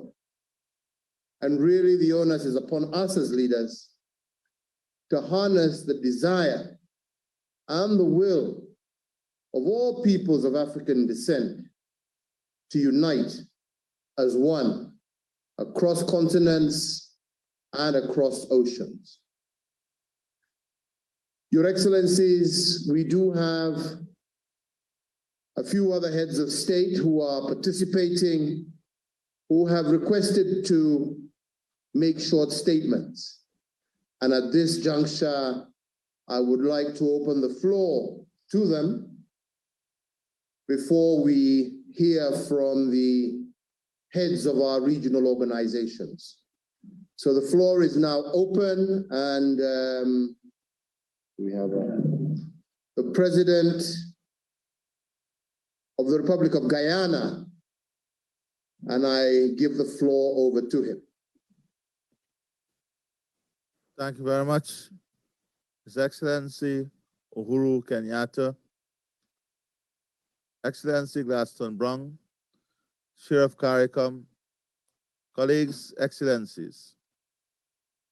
I'm honored and pleased to be participating in this dialogue this morning. Africa and the Caribbean are no stranger to each other. As expressed by my colleagues, the bonds that exist between us are based on blood, history, and culture. These ties are strong and enduring. Our regions represent creative and dynamic forces within the international community. As such, there is no reason why we should not initiate greater socio-economic collaboration. The onus remains on us to forge a path forward based on shared interests and common objectives. Excellencies, this historic meeting occurs on the eve of two critical global events, the UN General Assembly and COP26. It is therefore an opportune time for us to determine some common ideas and messages which we wish to convey to the global community. For us, the global pandemic awakens the harsh reality of the differentiating treatment between the developed and developing world. It also reemphasizes that fundamentally, it is the developing world that suffers the most under these circumstances. I'm therefore of the view that this forced collaboration must address the COVID-19 pandemic and recovery, climate change mitigation and adaptation measures, food security, and costs of commodities and transportation. COVID-19 pandemic and recovery requires from us urgent action. In relation to the pandemic, We must have a forceful message on issues relating to rescheduling of loans, debt financing, access to capital in our rebuilding efforts, and an evaluation of the global vaccination system, along with its failure to respond to the most vulnerable in the world. Climate change is a serious threat, which is exacerbated and further weakens us. Developing countries like Guyana and our sister states in the Caribbean and Africa are facing great difficulties.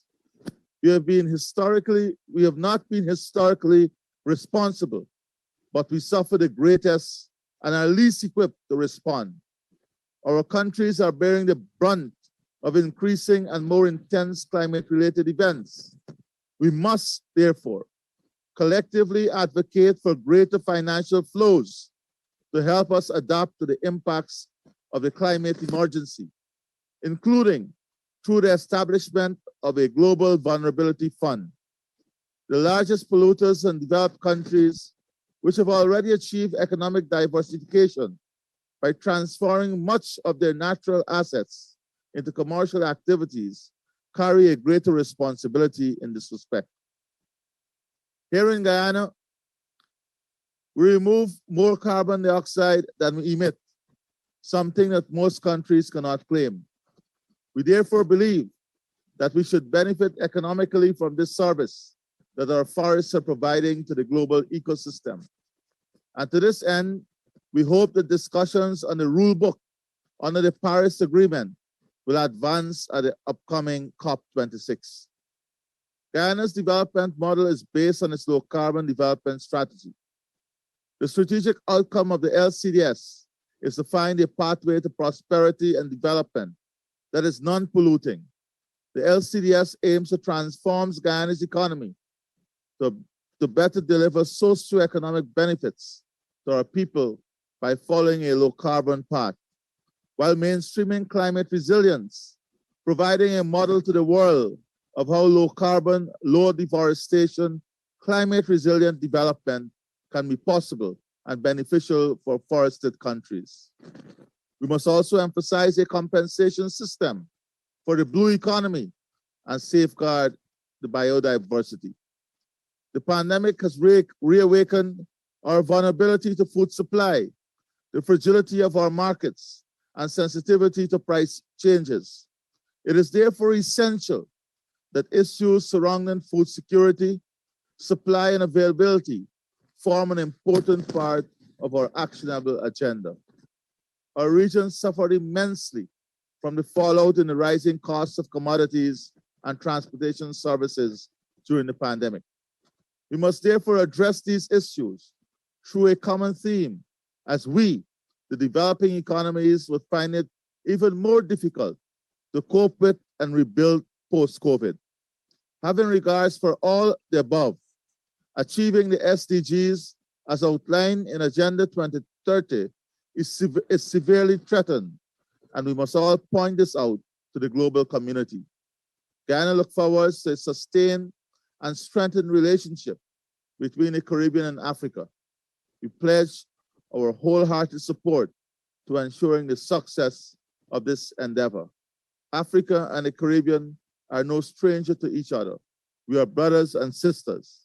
Economic integration must be driven by people, technology, policies, and partnership aimed at one objective, the prosperity of all our people. I thank you.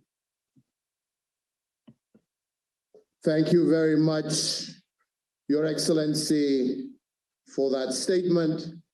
And I now would like to hand over the floor to my dear friend and brother, the Prime Minister of Jamaica, Andrew Holness. Prime Minister, you have the floor.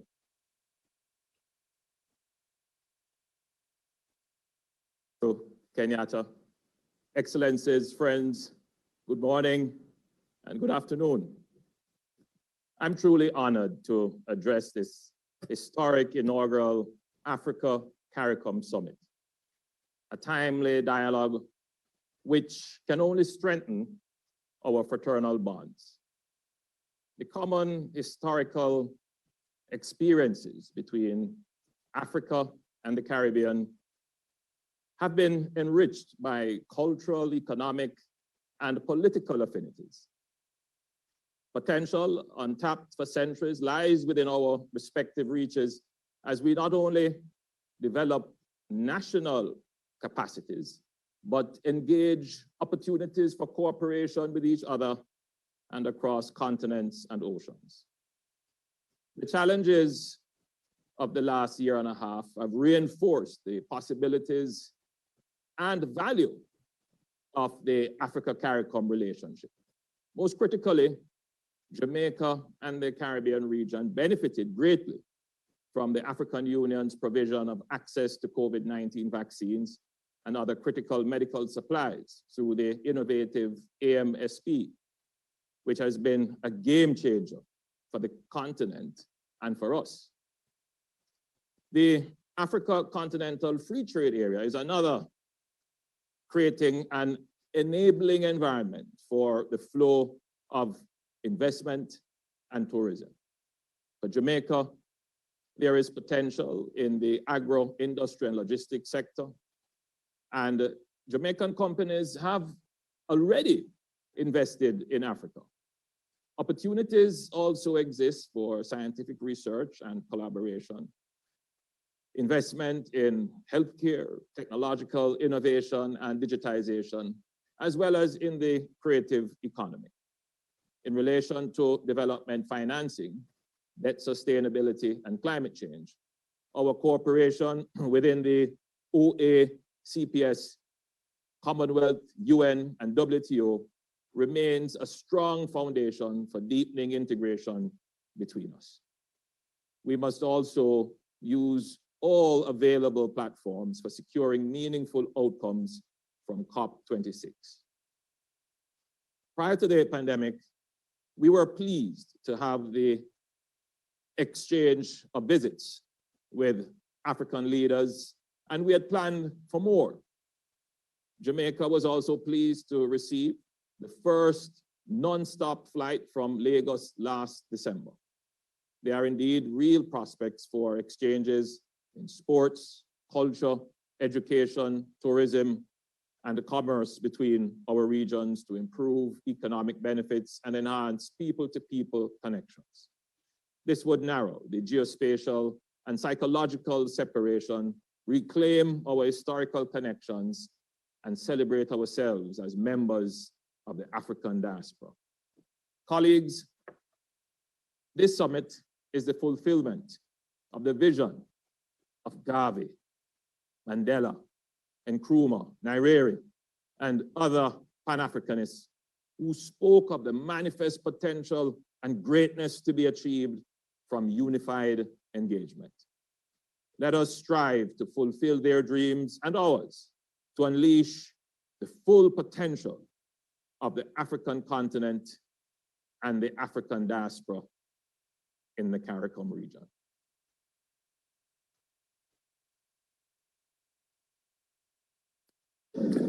Thank you very much, dear brother, Prime Minister Holness, for that statement. And I now would like to give the floor to our brother, President Emerson Mnangagwa, President of Zimbabwe. Mr. President, you have the floor.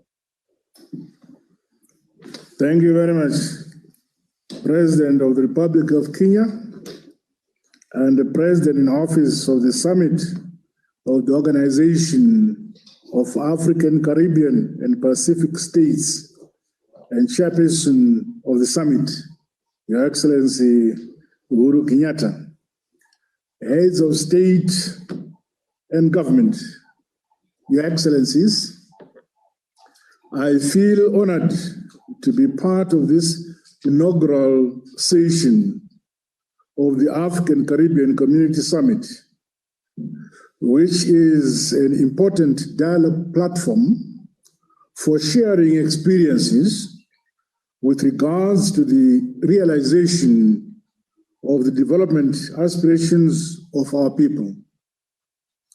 This session comes at a time when the world is grappling with the negative impacts of the COVID-19 pandemic, as well as various challenges brought about by climate change. This platform, therefore, entails that Africa and the Caribbean community must continue to strengthen partnerships, cooperation, and coordination towards developing mechanisms to rejuvenate and grow our economies. The need to harness our national and human resources to create opportunities and increase self-reliance for the benefit of our people equally remains critical. With regards to the contemporary realities, we must encourage rigorous debates around responsive strategies to deal with the COVID-19 pandemic and climate change adaptation, as well as the socioeconomic capabilities that can be harnessed to advance our collective aspirations. This summit also serves as a building block to enhance mutual and comprehensive South-to-South relations mooted under the Organization of African, Caribbean, and Pacific States. Through this noble initiative, we should redouble engagement efforts with global institutions for the development of inclusive models which will help accelerate the attainment of the Sustainable Development Goals by our respective countries. Finally, Your Excellencies, I wish to express Zimbabwe's commitment and support towards the Africa-Caribbean Community Cooperation and other forums which advance our shared aspirations as Africans. I thank you for your kind attention. Thank you. Thank you very much, Your Excellency, for those words. And I now give the floor to His Excellency, the Honorable Philip Pierre, Prime Minister of St. Lucia. Prime Minister, you have the floor.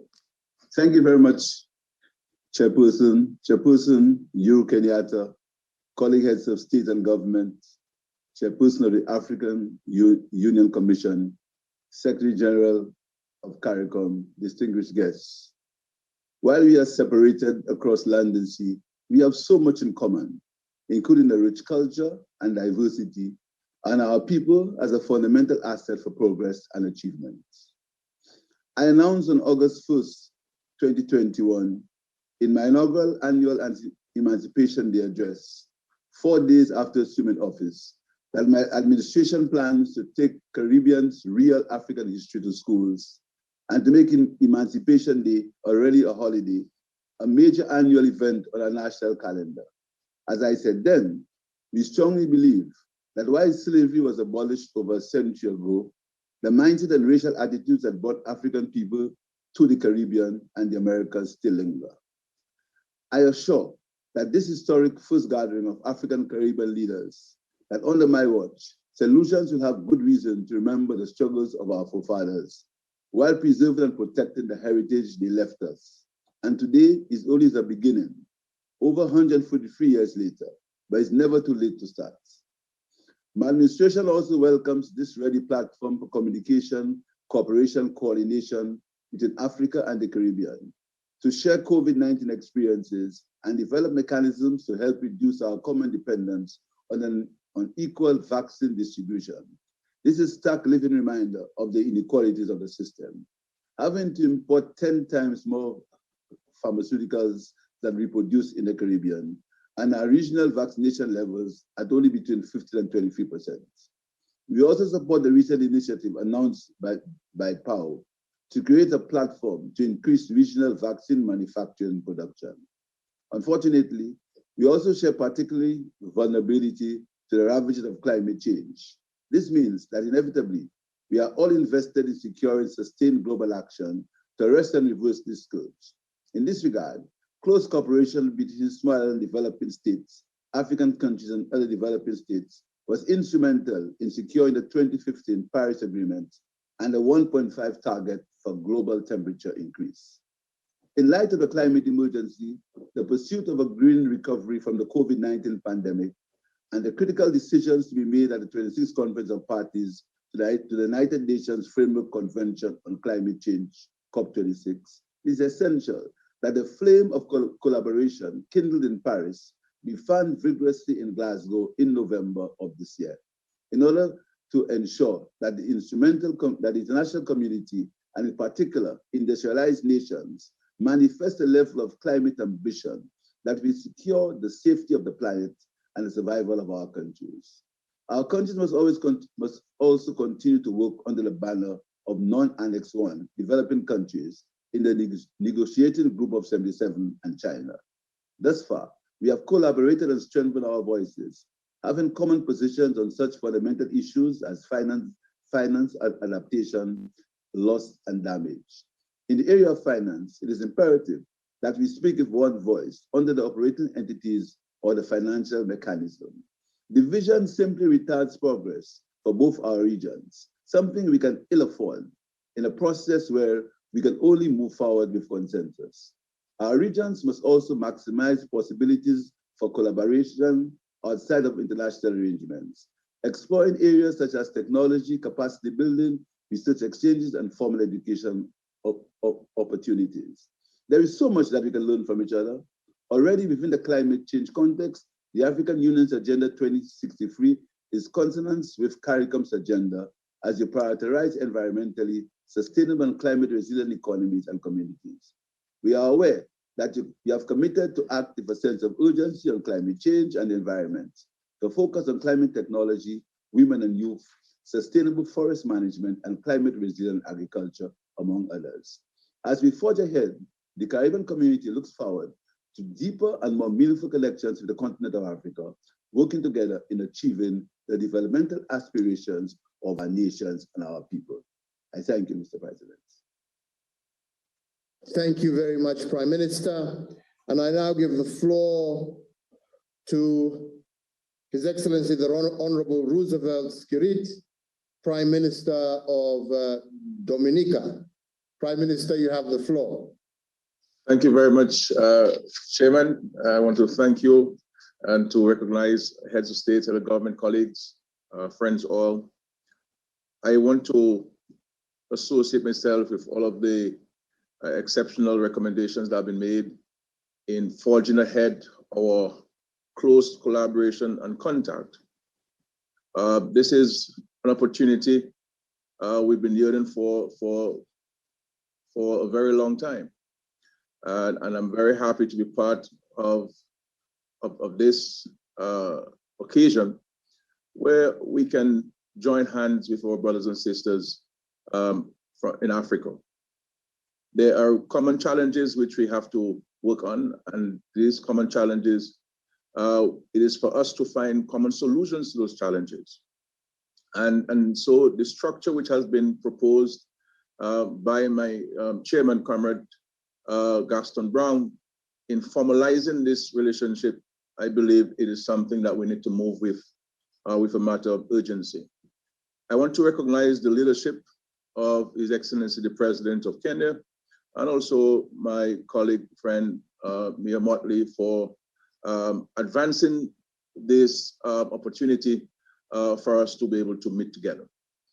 Dominica stands ready to play its part in a meaningful and tangible way in advancing this effort of greater collaboration between our nations.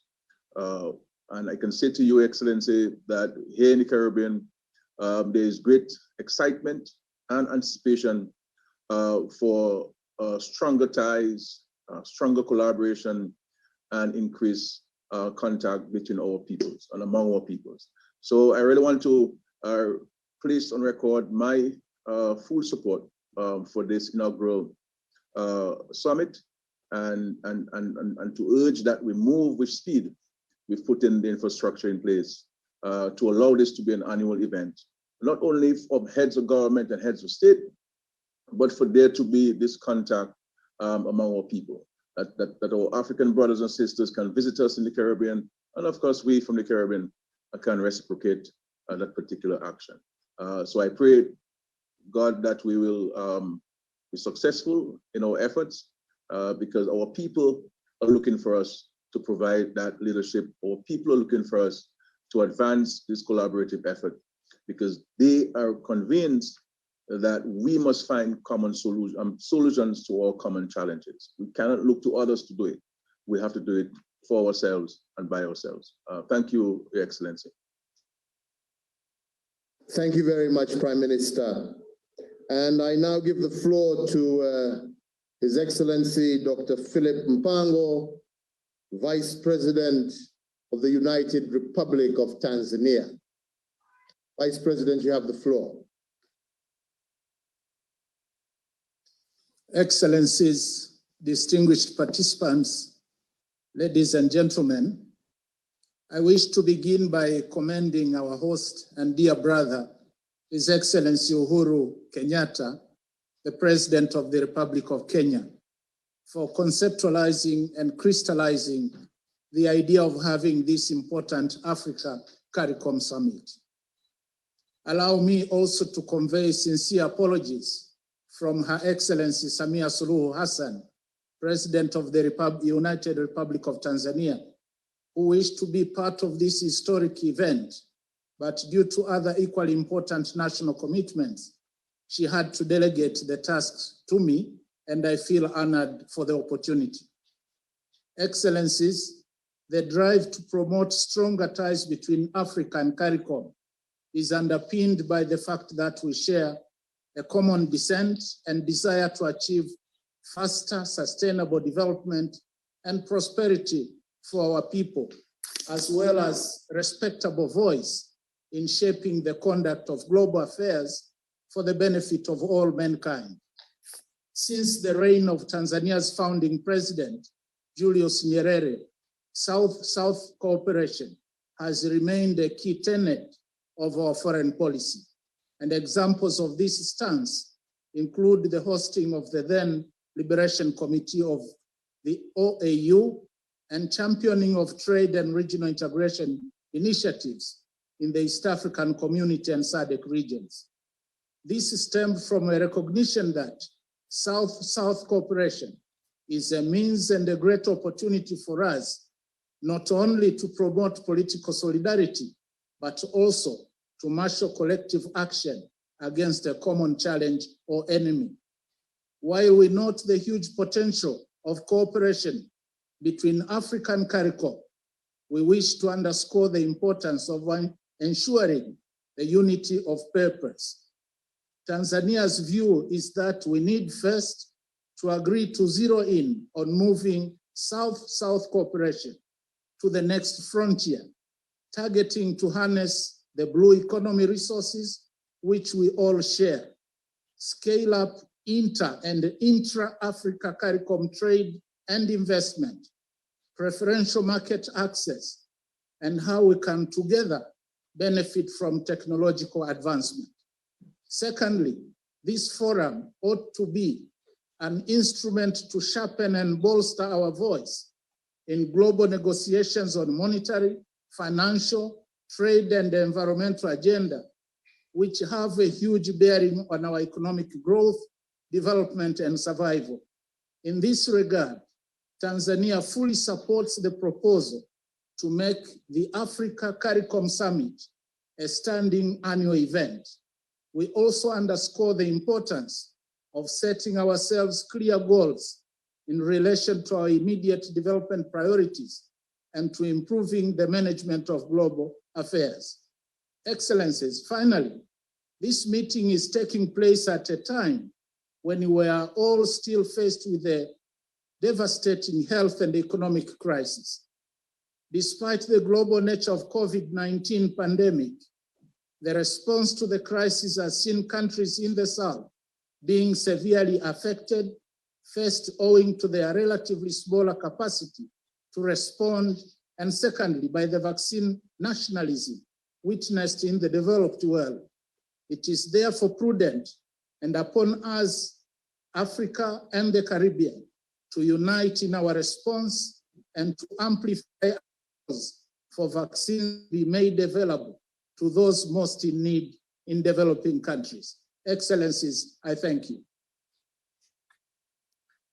Thank you very much, Vice President, for that statement. Your Excellencies, ladies and gentlemen, we now move to listen to the heads of our various organizations, and I would like to now give the floor to His Excellency Musa Faki Mahamat, Chairperson of the African Union Commission. Chair, you have the floor. Thank you, Your Excellency. Excellence, Monsieur Uhuru Kenyatta, Président de la République du Kenya, hôte d'histoire. Excellences, Mesdames et Messieurs les chefs d'État du gouvernement d'Afrique et des Caraïbes, chers collègues secrétaires généraux des CARICOM et des États ACP, distingués participants, les circonstances historiques douloureuses vécues par le continent africain ont arraché des millions d'Africains à leur terre natale et à leurs racines. Victimes d'horribles déportations aux fins d'esclavage 4 siècles durant, ces Africains ont peuplé plusieurs contrées dont les îles Caraïbes, contribuant ainsi à l'essor et à la prospérité de certaines, au prix de la sueur, du sang et d'atrocités diverses. Les templats gravés dans la conscience universelle sont ineffaçables. C'est à juste titre of African ancestry. So this international recognition is a very important step in the appreciation and acknowledgement of our past and of course the issue of exclusion, racism and inequalities. Malgré les siècles, les distances et l'ampleur during different centuries, we've had tragedies and a lot of horrific things that have happened to Africans. And of course, instead of all that, Africa has kept its beliefs, culture, and all that defines the African person. De génération en génération, generations to generations have kept these links and that have made them remain true to the African ancestry. And this has not been able to be wrapped off. So this is something that can be transformed into a bridge of a common history and common approach. And I'd like to thank His Excellency Uhuru Kenyatta, who has been behind this entire process that has enabled us to meet today as we organize the first Africa-Caribbean Summit. I'd like to also thank you for this, the leaders of the different regions and countries that have been able to participate in this meeting. Ladies and gentlemen, the history of Africa and the Caribbean region has been marked by colonial domination, racial segregation, and the fight for independence, and the difficult construction of our different states. And this has therefore really helped us, has been helped by the different aspirations of liberty and freedom that we enjoy today. So it would be very important for us to change the way we are moving forward and have a common approach that is going to help us overcome the adversities of exclusion, racism, and development. The possibilities would help us, of course, through modern communication, work on this approach more and have common political goodwill across the oceans.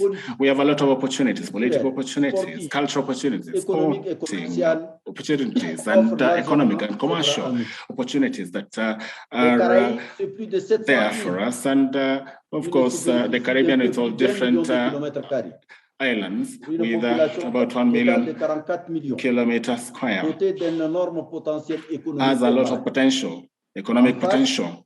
And of course, we have Africa with its about 30 million kilometers squared, with over 200 million inhabitants. And of course, we have a lot of resources that could be used in the pursuit of our objectives. So we have cultural affinities and a common history that would be used and that could be used to ensure that we work together. So we should create a common ambition to ensure that our meeting today has an important, important step going forward. So we have legal and other frameworks that can be used, and therefore a declaration for having a charter and a commission that will have the participation, effective participation of Africans in diaspora in the construction of a free Africa. So diaspora is a part of the African Union, and of course we have recognized them accordingly. So this group is Africa has a seat and Africa in the UN Security. And we should therefore work in solidarity. The African Union and the Caribbean countries will have a memorandum of understanding in terms of deepening of their links. So this event, this summit, is a culmination of the sharing between the African Union, the CARICOM and African countries, including Trinidad and Tobago, that took the rest in Trinidad and Tobago in a few years ago, and the African Union has been able to document the contribution of all Africans across the world. And of course, you're talking about African culture and all other contributions the world, Africa has given the world. So we have our brothers and sisters in different continents, especially those that are in the Caribbean. And in 2021, we have the theme of art, culture, and heritage. The African heritage that is being marked by the African Union. So in this summit, we are talking about the development of African people with African ancestry in spite of the geographical distance. I really thank you very much for this opportunity to address you. Thank you once again, sir. Thank you very much, Chairperson. And let me say that your words and statement are very reassuring to us. As we move forward the process that we have started today, and I believe that that process is in very good hands, as we all work together to put in place the structures that will strengthen this African-Caribbean partnership that we have initiated today. I also wish to thank you, Chair, for the crucial role you and the Commission have played since we initiated the process of having this summit, and to say that we are truly grateful for the role that you and your staff at Addis Ababa have done to bring us this far. I now wish to give the floor to Dr. Carla Natalie Barnett, Secretary General of CARICOM, to make her remarks. Good morning, good afternoon, Mr. Chairman, Your Excellency Uhuru Kenyatta, President of the Republic of Kenya, other excellencies, heads of state and government, other heads of regional institutions in CARICOM and in Africa, ladies and gentlemen. The cycle of history has brought us together again. Centuries after enforced separation, we gather around this virtual table to foster a new relationship between our regions, one that is freely entered into. We have had our moments of acting together to protect and advance our mutual interests, but today we are committing to forge a new and more permanent alliance that has the potential to open new vistas of collaboration and cooperation. Key to our future relationship is the strengthening of institutional links. Over the years, we at the CARICOM Secretariat have had the pleasure of interacting with the Secretariats of Integration Movements in Africa. Representatives of the African Union Commission, the Southern African Development Community, and the Economic Community of West African States have all been welcomed to our Guyana headquarters. There have been reciprocal visits to the Southern African Development Community. These exchanges began in 1997, have continued periodically, and are aimed at exploring and exchanging ideas on the processes of regional cooperation and the systems and procedures of operations. Countries of the Caribbean community and Africa have always been at the forefront of initiatives aimed at developing countries working closer together. We were both at the heart of the conception and formation of the non-aligned movement, and similarly, what is now the Organization of African, Caribbean, and Pacific States. What we have not done is use those links to create lasting mechanisms which would bring together the strengths of our two regions to elicit results to the benefit of our countries and our peoples. The recent experiences with respect to the acquisition and distribution of vaccines to stop the spread of a global pandemic must serve as an impetus to drive this relationship forward. I take this opportunity to thank the African Union for its generosity and solidarity in including the Caribbean community in the African Medical Supplies Platform, which has provided significant amounts of vaccines to our member states. The imperatives that we both face more starkly than others with the phenomenon of climate change must also drive us towards ever closer unity of purpose and action. The sharing of skills and information between our scientific communities and our institutions established to combat this existential threat should be encouraged. Indeed, in 2018, at the high-level discussions between the CARICOM Secretariat and the African Union Commission, both sides agreed on the need for greater collaboration on matters of mutual interest in the international arena, such as climate change. The recent scientific reports spell out dire predictions for both our regions, given the continuing rise in global warming as it approaches 1.5 degrees above pre-industrial levels at a rate much faster than previously acknowledged. That matter of mutual interest is one that must unite us at the COP26 in the United Kingdom later this year. Chair, this new relationship must also extend to increasing trade and investment between Africa and CARICOM. Preliminary figures for 2020 indicate total trade at approximately 29 million US, a drop of 10 million from 2018. While the economic impact of the COVID-19 pandemic can explain this, as we seek to rebuild our economies, the private sector on both sides must become alive to the opportunities to expand investment and trade in both regions with the requisite policy support from the public sector. It is one of the areas in which our mutual membership in organizations, such as the Organization of African, Caribbean, and Pacific States, can be leveraged to our benefit. Let us demonstrate that South-South cooperation can be an instrument that leads to furthering the development of nations. Let the evils of the past that separated us be turned into the good fortunes of our future. Let the potential of this relationship be realized into the reality of a better life for the peoples of the Caribbean community and of Africa. Thank you very much, Mr. Chairman. Thank you very much, Secretary General Barnett, for your statement. And indeed, I see a very bright and fruitful future for African and Caribbean partnership from your statement.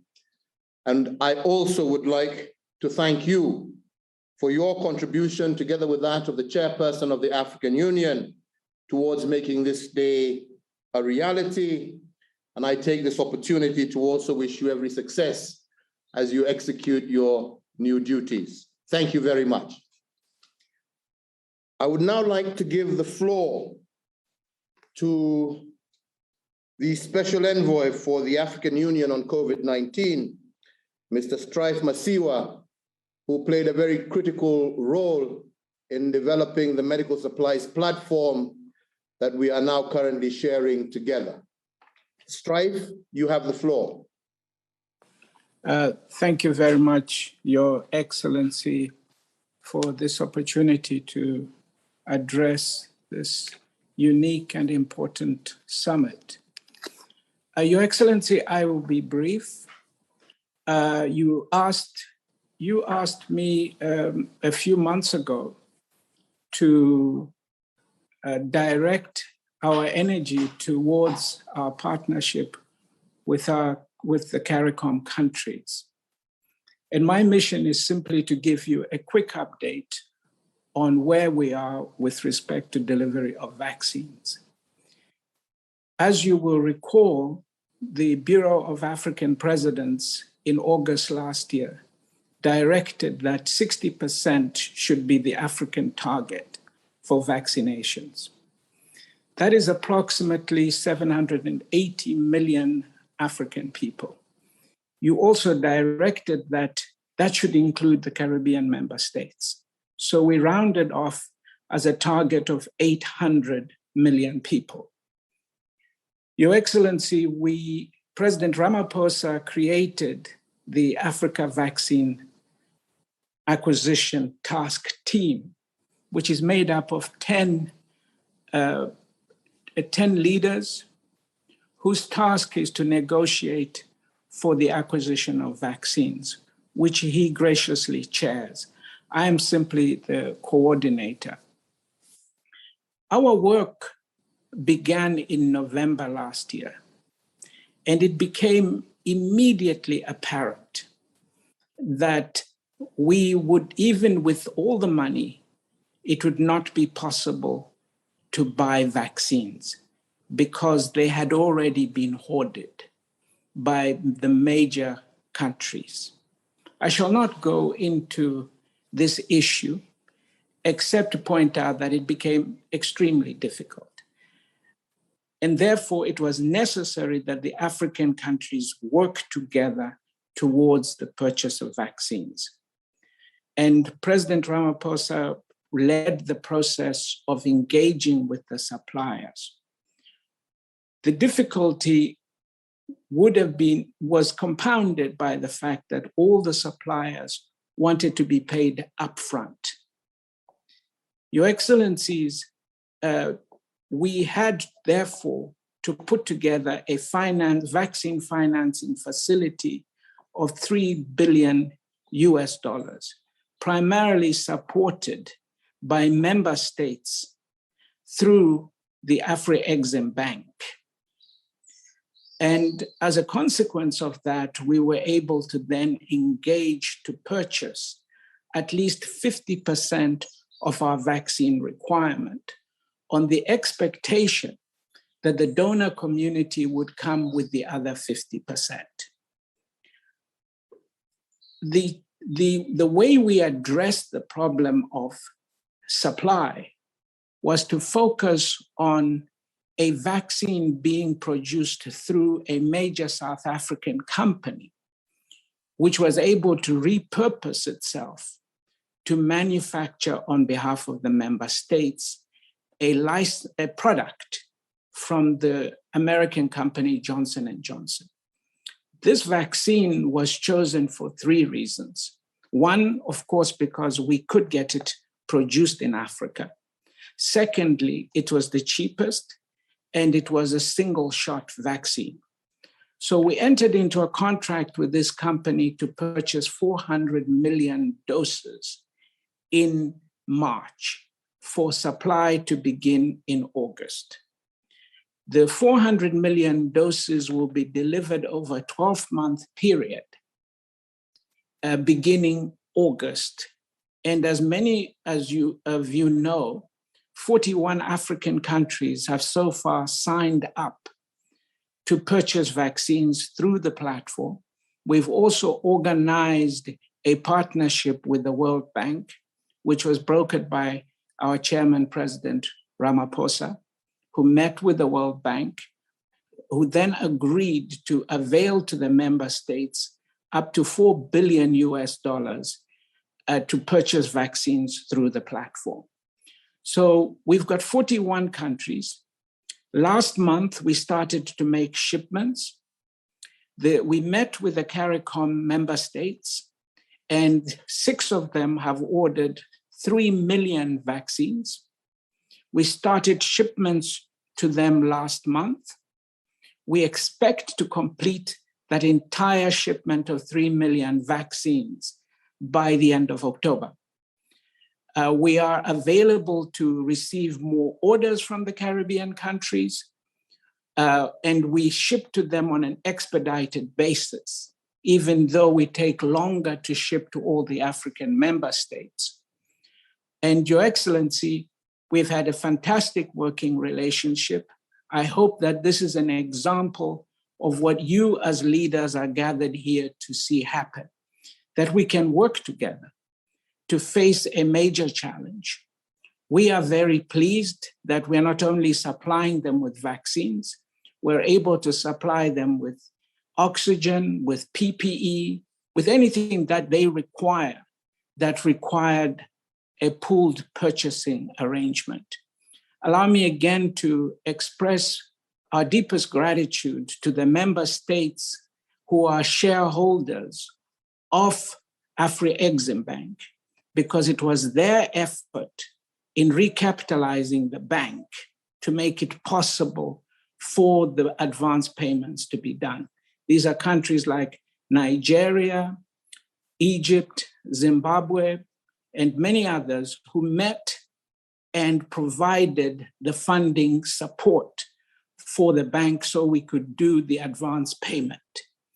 But we are very pleased with the progress with the member states. We urge those member states who either have not placed orders or wish to place more orders. Because again, as a result of a major intervention by President Ramaphosa with the Europeans last month, we're now in a position to ship 20 million doses a month. The Aspen facility, which intends to expand to other African countries, will be shipping as many as 40 million doses a month by the end of January. Still, this is getting all the 400 million shipped is still only half of our requirement. But at least this is the only guaranteed supply of vaccines. The donation vaccines, which were supposed to be 750 by December, we have so far received less than 50 million of that target, which means we were clearly not able to depend on donations from the rich nations. So we urge you to support us through this platform. We are ready to ensure that any Caribbean country that wishes to get vaccines, we will deliver to them hopefully before Christmas so that we can all visit the islands, as I have done on many, many occasions, including to watch the Cricket World Cup. So I thank you for your attention, and I hope that we will continue in this cooperation in many, many other areas, as we have shown on this occasion. Thank you very much, Strife, and once again, congratulations for everything that you are doing, and please just keep doing it. I'd now like to give the floor to His Excellency Dr. George Pinto Chikoti, who is the Secretary General of the Organization of African, Caribbean, and Pacific States. Your Excellency, you have the floor.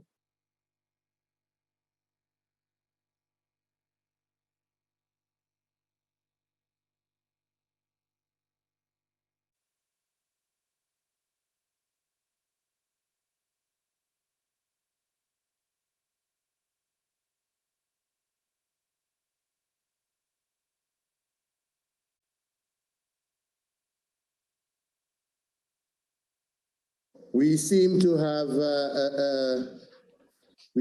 lost him. Let's see if we can get him back on while we listen to Dr. Jean Leon, President of the Caribbean Development Bank. You have the floor.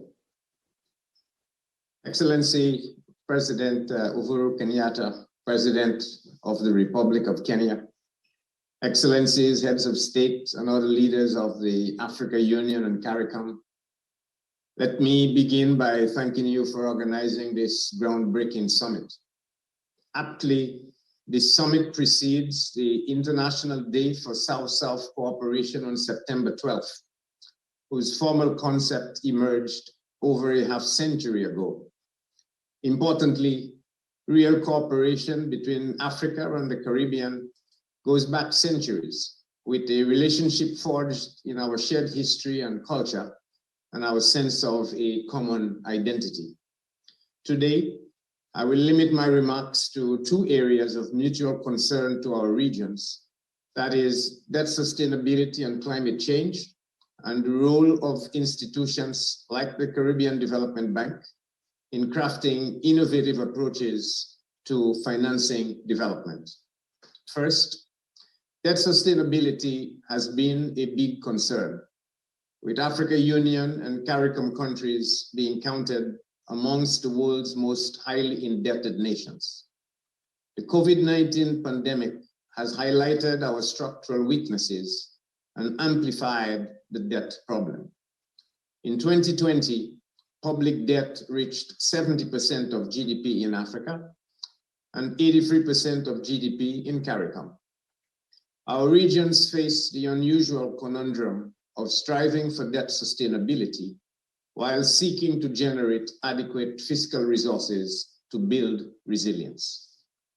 But even as we contemplate such recovery, our development prospects are further buffeted by climate change. We are among the most vulnerable countries to the impacts of climate change. We are less able to resist, adapt to, and recover from the effects of sea level rise, prolonged droughts, and extreme weather conditions. Natural hazard events have repeatedly resulted in adverse environmental, social, and economic consequences. Projections also suggest that our two regions will face more exaggerated climate risks for the remainder of the century. This poses a serious threat to our attainment of the Sustainable Development Goals. There is merit, therefore, in developing joint approaches to the debt and climate change challenges we face. Indeed, working together, our regional development banks are well placed to engineer innovative financing approaches and to advocate for access to lower cost of finance based on an imperative for development that distinguishes pre-event vulnerability, magnitude of event impact, and post-event persistence and duration of impact. These effects, evidenced by our repeated natural hazard events, and indeed the COVID-19 pandemic, present strong arguments against the inadequacy of per capita income as a measure of classification and access to concessional finance. CDB fully endorses the institutionalization of CARICOM-Africa Union relations. I urge that we go further by establishing trade and cooperation agreements, which would significantly expand the markets for goods and services, facilitate export diversification, and create the right environment for innovation and technological transfer. Africa is a fountain of knowledge on innovative financing for the private sector, especially youth entrepreneurship. We in the Caribbean can learn from Boost Africa, the joint initiative between the African Development Bank and the European Investment Bank that offers an innovative way to de-risk private investment. Further, we cannot achieve climate resilience without protecting terrestrial and marine ecosystems. Such actions will provide essential services that sustain livelihoods, by providing food and clean water and reducing soil erosion and flooding. We can also share experiences and practices on valuing, using, and benefiting from our natural resources while protecting them for future generations. Jointly, we should support and advocate for increased concessional finance for investments in nature protecting solutions. In conclusion, let me underscore CDB's commitment to enhanced cooperation in knowledge and financing solutions with our partners in Africa. This summit offers an ideal opportunity to harness our combined and untapped potential and to begin to look forward to the meaningful transformation of our two regions. I thank you, Your Excellency. Thank you very much, Dr. Leon. We will now hear from His Excellency Patrick Rajolina, Foreign Minister of the Republic of Madagascar. Foreign Minister, you have the floor.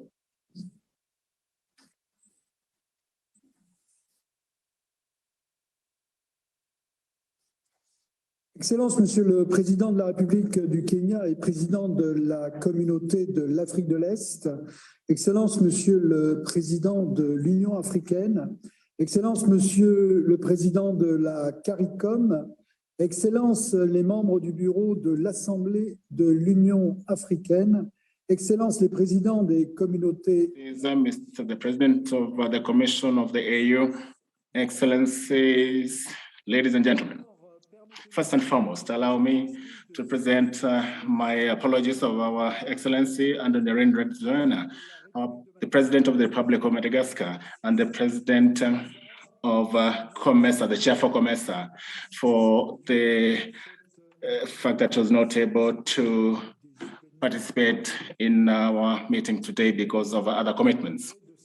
So he's not able to find time to participate in this. I would also like to pass the greetings of 21 member states of our organization that Madagascar has the honor of chairing for the last 4 years, that is COMESA.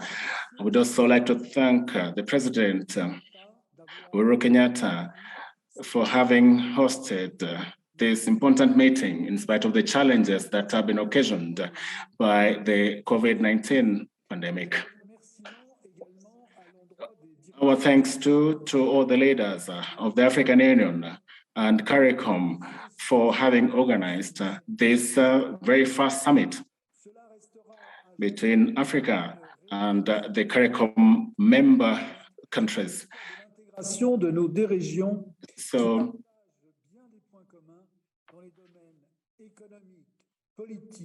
we share all the cultural and political ties between the two regions. And of course, we need much more solidarity to ensure that we're able to deal with the emerging global challenges. So the COVID-19 experience has taught us very important lessons that we should always ensure that our efforts are directed towards all the aspects of economic integration of our countries and regions, and in a collective way be able to deal with emerging challenges. So all the progress that has been realized in as far as the integration of the African continent and its different countries has obviously been very good for the continent. And CARICOM obviously shows us that similar integration is useful. And we certainly have the same challenges and opportunities. So we are talking about the process of integration and the creation of the free trade zone in Africa from 2009 shows the commitment of our members in terms of increasing the opportunities for sharing and businesses and investment and the creation of jobs and improvement of our people's standards of living thanks to all these efforts of integration. So we should be able to pursue economic integration through different approaches, especially the integration of markets, the integration of production, and the physical integration, as well as social integration, the transformation that is technological, the digitization of things is something that should be part of our strategy. And we have different initiatives and institutions that are specialized in the integration. I'm talking about COMESA, for example, which has been able to work on the integration of its 21 member countries. So we're talking about trade and the cooperation between, for example, insurance companies and all sorts of business and trade activities that facilitate investments, production, and cross-border trade. So we have key institutions like the institution based in Egypt and the leather institution that is based in Ethiopia. And the COMESA has a strategy that is focusing on 9 priority themes. So energy, food, textiles, leather and leather products, and mineral products and pharmaceutical products, and other agrochemical products that would definitely help in improving our respective economies. So these key sectors are obviously the ones that are focusing on, and this is going to help in the increment of value addition and an increment of about 20% of these activities by 2029. Excellencies, ladies and gentlemen, in terms of integration of infrastructure, COMESA seeks to create interconnectivity by collaborating with the AU, NEPAD, and the regional economic bodies, that is members of the tripartite, SADC, COMESA, and the EAC.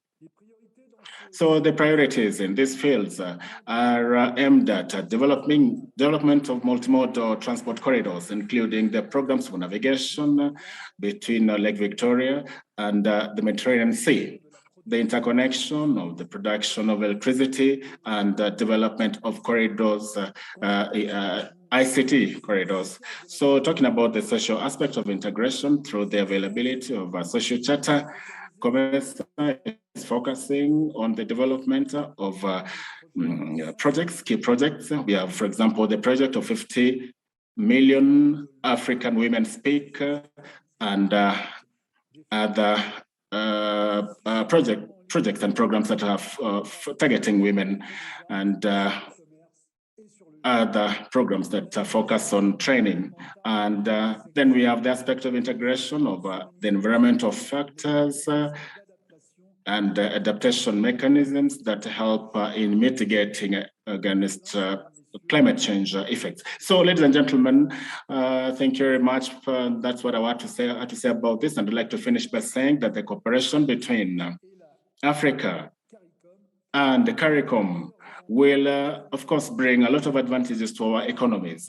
And it presents a perfect opportunity to develop a wider market for our products and promote trade and investment in the 2 regions. So that will help us to automatically deal with the challenges of fragmented little markets that obviously the kind of issues you're facing today. So the opportunities here will help us strengthen the regional value chains, industrialization and transformation, structural transformation that is indispensable for our regions. So the different products, given the wider markets that are anticipated, will help promote competitivity.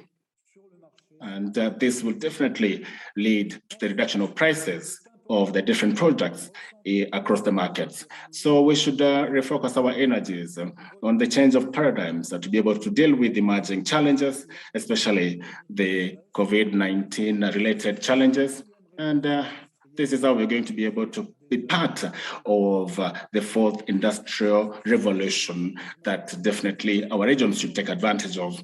So it is necessary to work in an efficient way to deal with the different challenges we're facing today through regional integration. And this, I think, will be very helpful in as far as ensuring that we're able to achieve sustainable development in an inclusive manner. So let's move and work together in the spirit of solidarity and partnership. Thank you very much. Thank you very much, Foreign Minister. Your Excellencies, ladies and gentlemen, because of the constraints of time, we will now hear from our last speaker, and that is the Secretary General of the Organization of African, Caribbean, and Pacific States, Dr. Chikoti. You now have the floor. Thank you, sir. Your Excellency, Mr. Uhuru Kenyatta, President of the Republic of Kenya and current President of the OACPS Summit, the Honorable Gaston Brown, Prime Minister of Antigua and Barbuda and Chair of the Caribbean Community, Excellencies, African and Caribbean Heads of State and Government in attendance, Your Excellency, the African Union Commission President, distinguished participants, ladies and gentlemen, I wish to congratulate His Excellency Mr. Uhuru Kenyatta, President of the Republic of Kenya and current President of the OACPS Summit, for having convened this historic summit, which brings together members of two of the three main regions of the African and Caribbean Pacific states. Excellencies, today, no country is secure if all countries are not secure.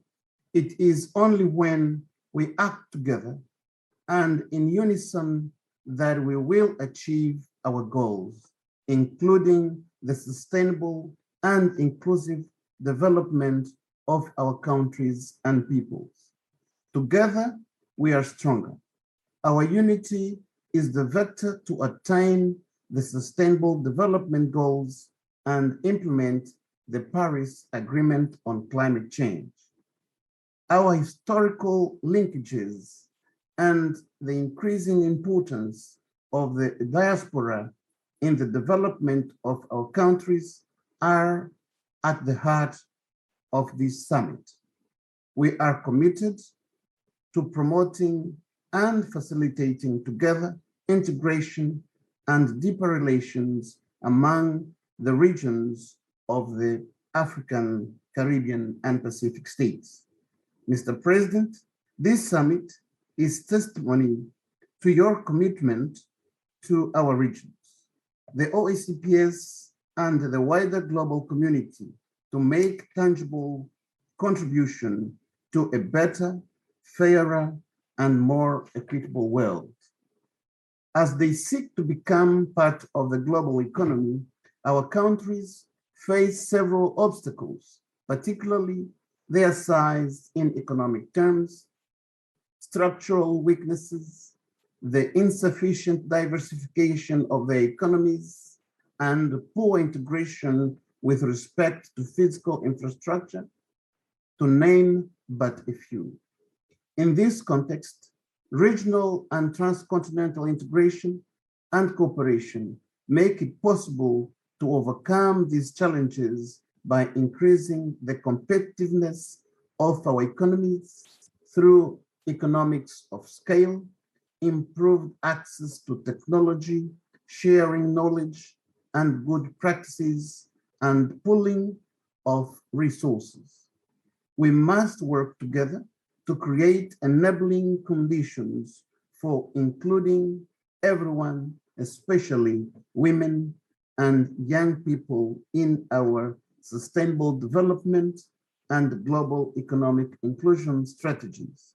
Today, let me pay special tribute to the AU and CARICOM for the progress they have made in deepening regional integration, respectively through the African Continental Trade Area and the Caribbean Single Market and Economy, coming together at this summit to formalize their relationship is a commitment to further enhance the linkages among both peoples and jointly address challenges and opportunities.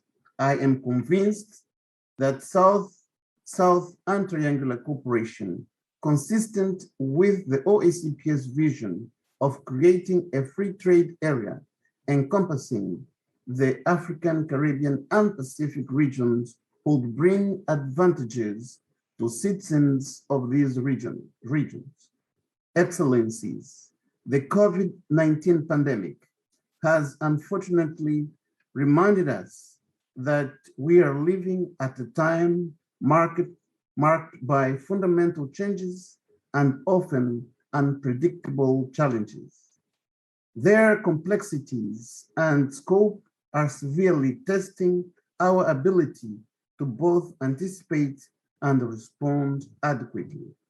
Multilateralism is the appropriate, if not the only framework for effectively meeting global challenges, such as threats to peace and security, the fight against terrorism, violent extremism, organized crime, pandemics, and the ongoing crisis of climate change and biodiversity loss. The OACPS is committed to strengthening and promoting multilateralism to enhance the influence of its members on the international scene and defend their interests while respecting the principles of subsidiarity, complementarity, proportionality, and value addition. Your Excellencies, the Constituent Act of the OACP's Georgetown Agreement, as revised in 2019, reaffirmed our unity in diversity and solidarity as cornerstones of our organization. As an international organization, we cannot overstate the importance of regional cooperation. To this end, the full operationalization of the provisions of the Georgetown Agreement, and in particular the OACPS Interregional Organizations Coordination Committee, would ensure greater collaboration and coordination among the various regional organizations of the OACPS. The new OACPS EU Partnership Agreement, which includes 3 action-oriented regional protocols, compels us to strengthen and expand our interregional relationships. In conclusion, the OACPS is committed to support the African Union CARICOM relationship and contribute towards enhanced unity across continents and oceans. I thank you, Your Excellencies. Thank you very much, Secretary General, for those comments. So, Your Excellencies, ladies and gentlemen, as we now come to the close of what I believe has been a very successful summit, I want to really just take this opportunity just to thank each and every one of you for the insightful comments and very captivating proposals on how we can move forward together. Before I try and wrap up, I'd like to invite our Cabinet Secretary for Foreign Affairs, Dr. Rachel Omamo, or Ambassador Rachel Omamo, to present the highlights of the key outcomes of today's summit. Ambassador Omamo, please, the floor.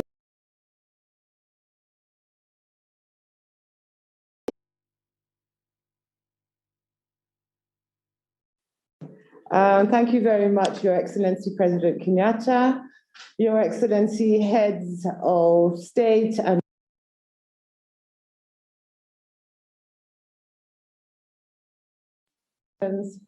colleague ministers. It is my distinct privilege to highlight key elements of the draft communiqué that will be issued after we close this meeting. It will be circulated to all of you for your approval, but we thought it was important for you to note some of the key components of it to ensure that we were able to capture the spirit and the power of this important summit. The communiqué will start by noting that heads of state and governments of member states of the African Union and the Caribbean Community, CARICOM, met virtually for the inaugural Africa CARICOM Summit, hosted by His Excellency Uhuru Kenyatta, President of the Republic of Kenya, on the 7th of September 2021, under the theme Unity Across Continents and Oceans, Opportunities for Deepening Integration. The objective of this historical summit was to reaffirm the bonds of ancestry and friendship between Africa and CARICOM, and to build a foundation for lasting engagements and partnerships between the two regions for a collective future. Key components of the communiqué are as follows. The inaugural session of the summit recalled, first, the declaration of the 33rd session of the African Union Summit held in February 2020 on promoting closer collaboration and cooperation between the AU, the African diaspora, and the people of African descent in the Caribbean and Pacific regions, and the recognition of the CARICOM Summit of February 2020 on the need to increase contact between its members and African countries. Secondly, expressed its concern regarding the rapid mutation and spread of COVID-19 and the impact that it has had on our societies and our health infrastructure. It was noted that countries of Africa and the Caribbean had faced enormous challenges in mitigating the impact of the pandemic. The summit therefore called for increased access to vaccines. It called also for the production of vaccines in continent and within the Caribbean, and for the waiver of key elements of the TRIPS agreement to ensure greater access to vaccines. Under this heading, appreciation was noted with regard to the Africa Medical Supply Platform and the work of the task force headed by His Excellency Cyril Ramaphosa was greatly appreciated. The summit also noted the devastating economic effects that COVID-19 was having on our societies. It was noted that even though the G20 debt service suspension initiative was welcome and that progress had been achieved in facilitating higher pandemic-related spending, there was still a need for enhanced debt relief measures and for financial access and for innovative approaches to debt sustainability and fiscal access to enable countries in our regions to refocus on achieving sustainable development goals and the goals of the Paris Agreement. 4, the summit reiterated its commitment to achieve sustainable development in member states severely affected by environmental challenges arising from climate change and affirmed their commitment to ensure the realization of SDG 14 to conserve and sustainably use the ocean, seas, and maritime resources for sustainable development, and to pursue efforts to limit temperature increase to 1.5 degrees Celsius above pre-industrial levels, as is called for under the Paris Agreement.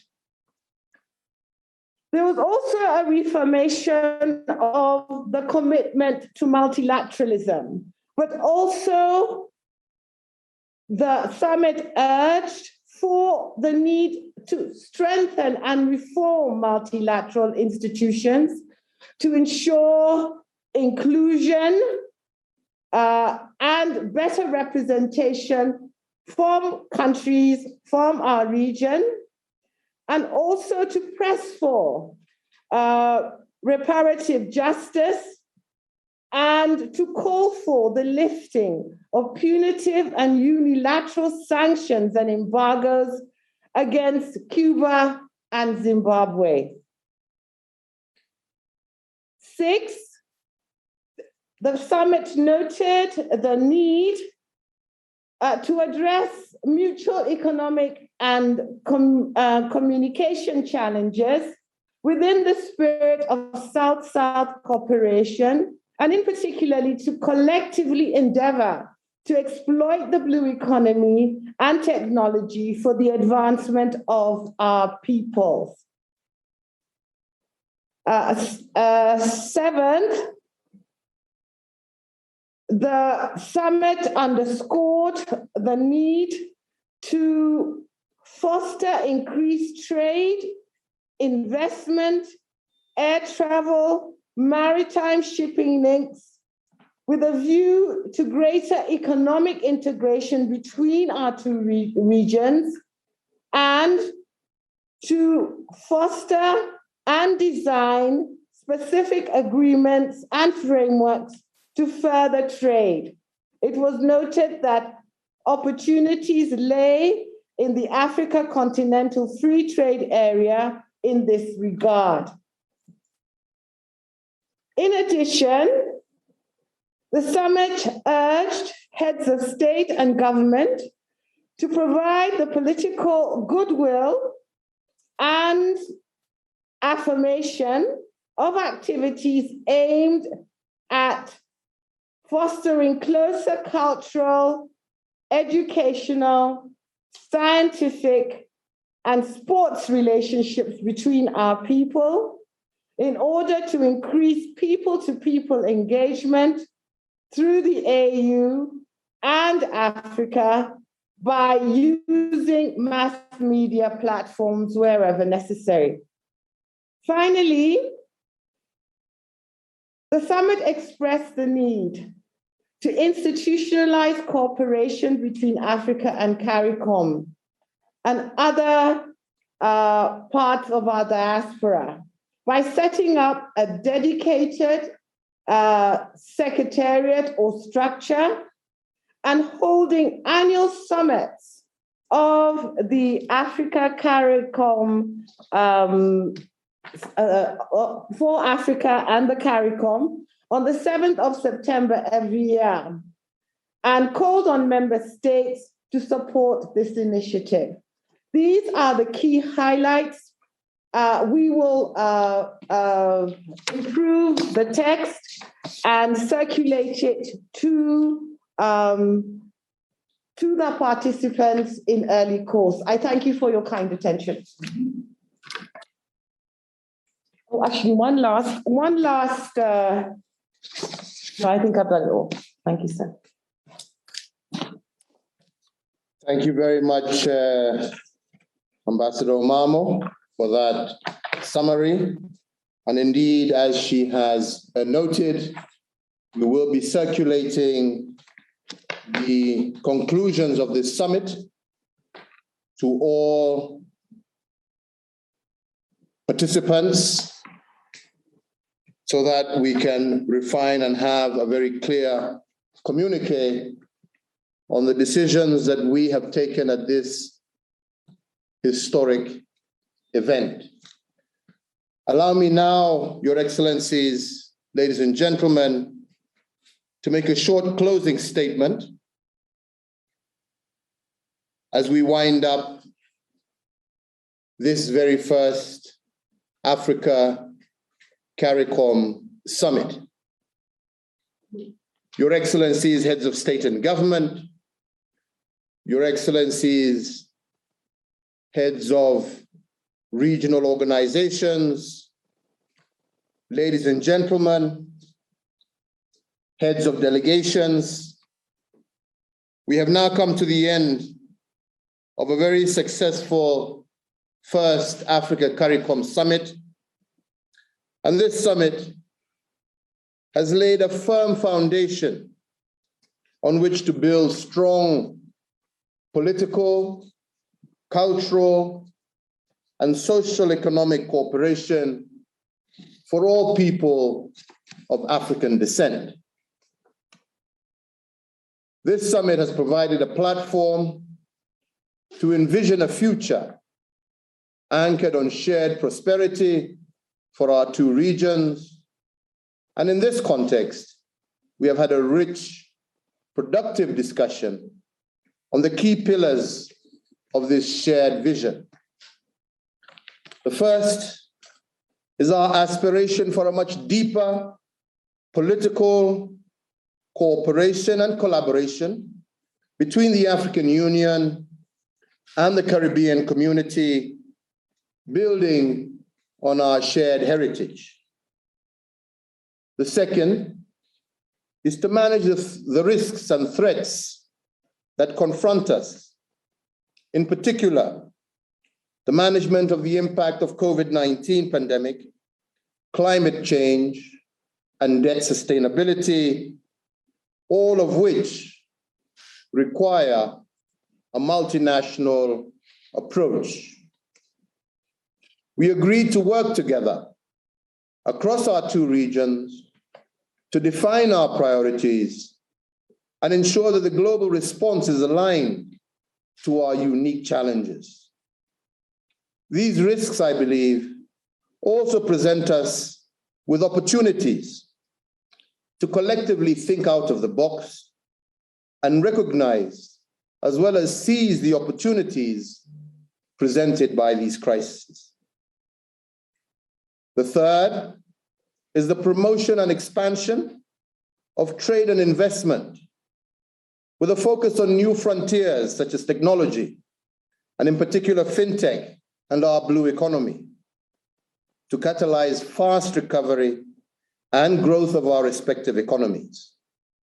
We recognize our strength in numbers, especially if we all commit to eliminating barriers to trade and therefore open up our respective blocks to trade across borders. Let me say finally, Your Excellencies, how much I truly appreciate all the heads of state and government who have been listening in today. I thank you for your understanding that we were not able to allow everyone to make a statement due to the limitations of time that were posed by this virtual summit. And I want to thank each and every one of you for your commitment to develop frameworks to foster the unity and shared prosperity of all people of African descent in our two regions. I believe today is a day where each and every one of us can be very proud. A day for the people of African descent to start a new beginning, to chart a new and hopeful future for our people. And I want to thank all those who have put a lot of very hard work behind the scenes to make this day a reality, and a day, as my brother, the chair of CARICOM, has said, a day that we shall be repeating in the years to come. May God bless you all. I thank you all for your participation, and I look forward to seeing each and every one of you in person in the very near future. Thank you, and God bless you, and God bless our peoples. Thank you.